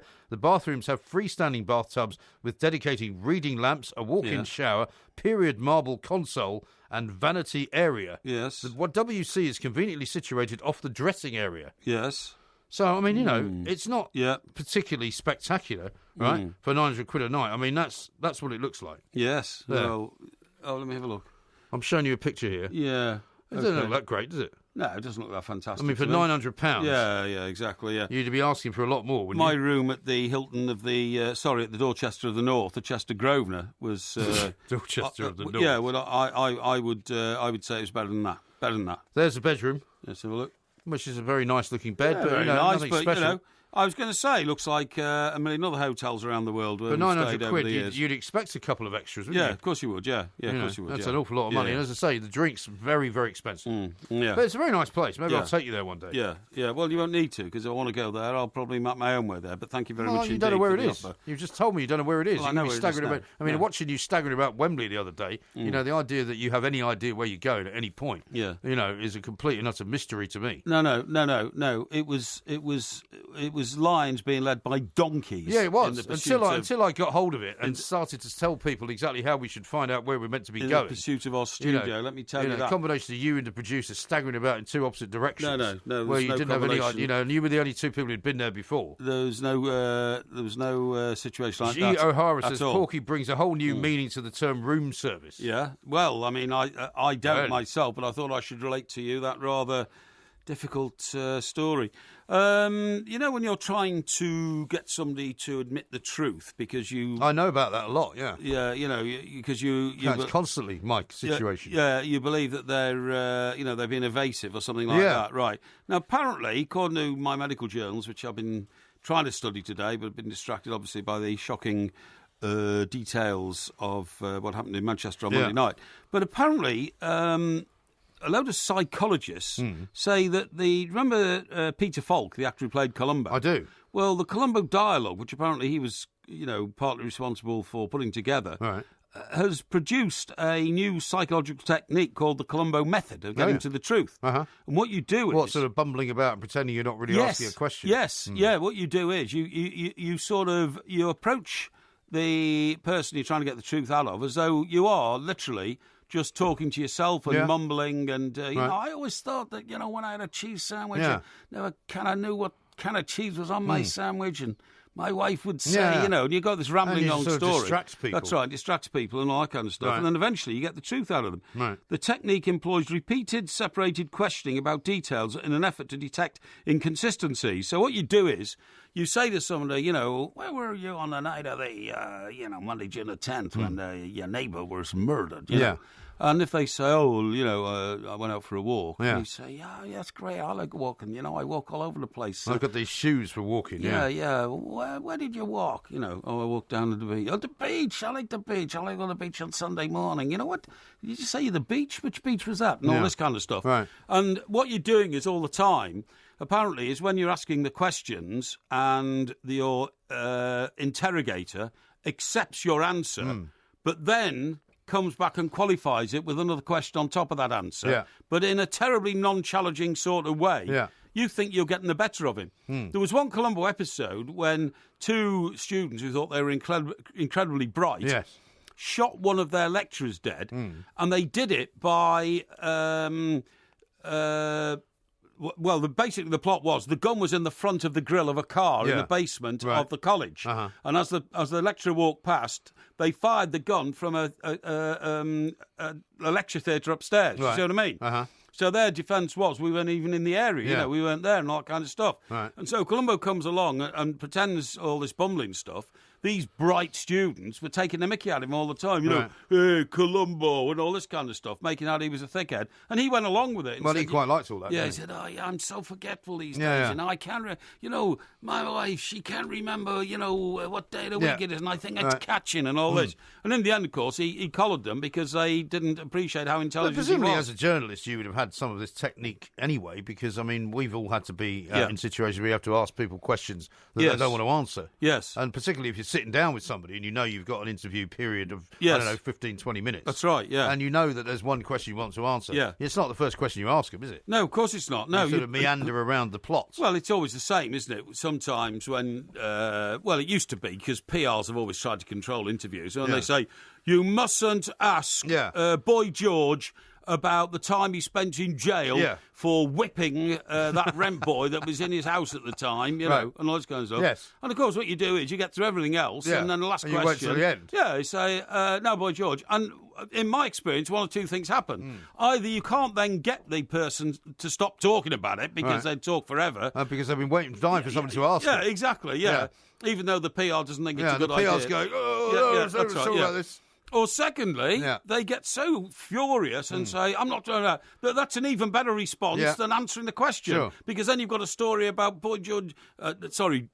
George, this didn't happen to you. I'm just using you as an example. Right. Boy George follows me on Twitter, Oh, does he? That's so great. I presume he listens to the show. That's great. Be careful what you say about him. Picking up a chair and smashing it over your head or something like that. Not that he's ever done that, of course. No, of course. It's just an example, George. Just an example, yeah. And stop trying to make more enemies of our celebrity friends. Exactly. And then you've got this guy sort of stormed out and all this kind of stuff. Right. It works either way. Yeah, it does. But it's always got to be the last question. Yeah. Some idiot who I worked with once, we went to see this... Some idiot it's true. That's a very big area, that. Yeah, that's right, yeah. He worked for the Evening Standard, Yeah. and we had to go and see... It was when Russia was still the Soviet Union, and a Russian swimming team were here, and some scandal had broken out about two of their swimmers trying to defect, you see. So I think I was working for the Birmingham Evening Mail at the time in London or something like that. So we tracked down the guy who was the manager of the Russian swimming team, and. My people had said, be very gentle with these people. They're very sensitive and all that kind of stuff. And this idiot from the Evening Standard, because we'd calmed this guy down. And wasn't the animal, was it? No, it wasn't the animal. No, it was some new guy. Right. Trying to make a name for himself. He was a freelancer. And calmed him down, sat him down, and then we're going to get a great talk about what life was like in the Soviet Union, and how many of the team wanted to defect and all that kind of stuff. And this idiot said... is it true you're a colonel in the KGB, you swine? To which I presume he said, no. No. She is. No, these two Russian heavies appeared, lifted him up, threw him out the room. Right. Yeah. And that was the end of the interview. Some people are remarkably stupid when it comes to these things. Absolutely no panache. That's right. Whatsoever. Now, we've got not very much time to do anything now. No, we haven't. We're pretty much out of it. We've got lots more to do for the rest of the week, though. What we will do is we'll return to a slight amount of normality, I suppose, tomorrow. Yeah. Obviously, we'll continue to report on what is going on in Manchester. There's all sorts of sort of processes still going on. Yes. You know, we are now at a much higher threat level than we were yesterday, and so you might see a few more police and armed officers and armed members of the armed forces out there the streets today. Yeah. If you go to the FA Cup final, you'll probably see a lot more of that as well. Yeah. We are going to do Porky Vision tomorrow. We certainly are. I think so. With your new television, you might have watched a few interesting shows. That's right. And also the quiz will be on Sir Roger Moore. It will be coming up. That's all sorted on Thursday night, going into Friday. Sandra Lee's going to be joining us as well. She will, telling us all about how koalas might be becoming extinct. It's absolutely true. There's something that's worrying you. Huge problem about koalas in Australia now. Okay. Yeah, absolutely. And don't forget, we will be telling you all about podcasts as well, because we've got a new podcast out, which you can get. We'll tell you more about that tomorrow. Yeah. It's all about our adventures in America. But we've had a very challenging couple of days, and lots of people are having more challenging days to come, I'm sure. But hopefully things will get better. And I'm afraid the old mantra applies. Life has to go on, so we have to get on with it. And put the terror and the sheer horror and the misery behind us. We do. This is TalkSport. The Two Mics, simulcast across the UK on Talk Sport and Talk Radio.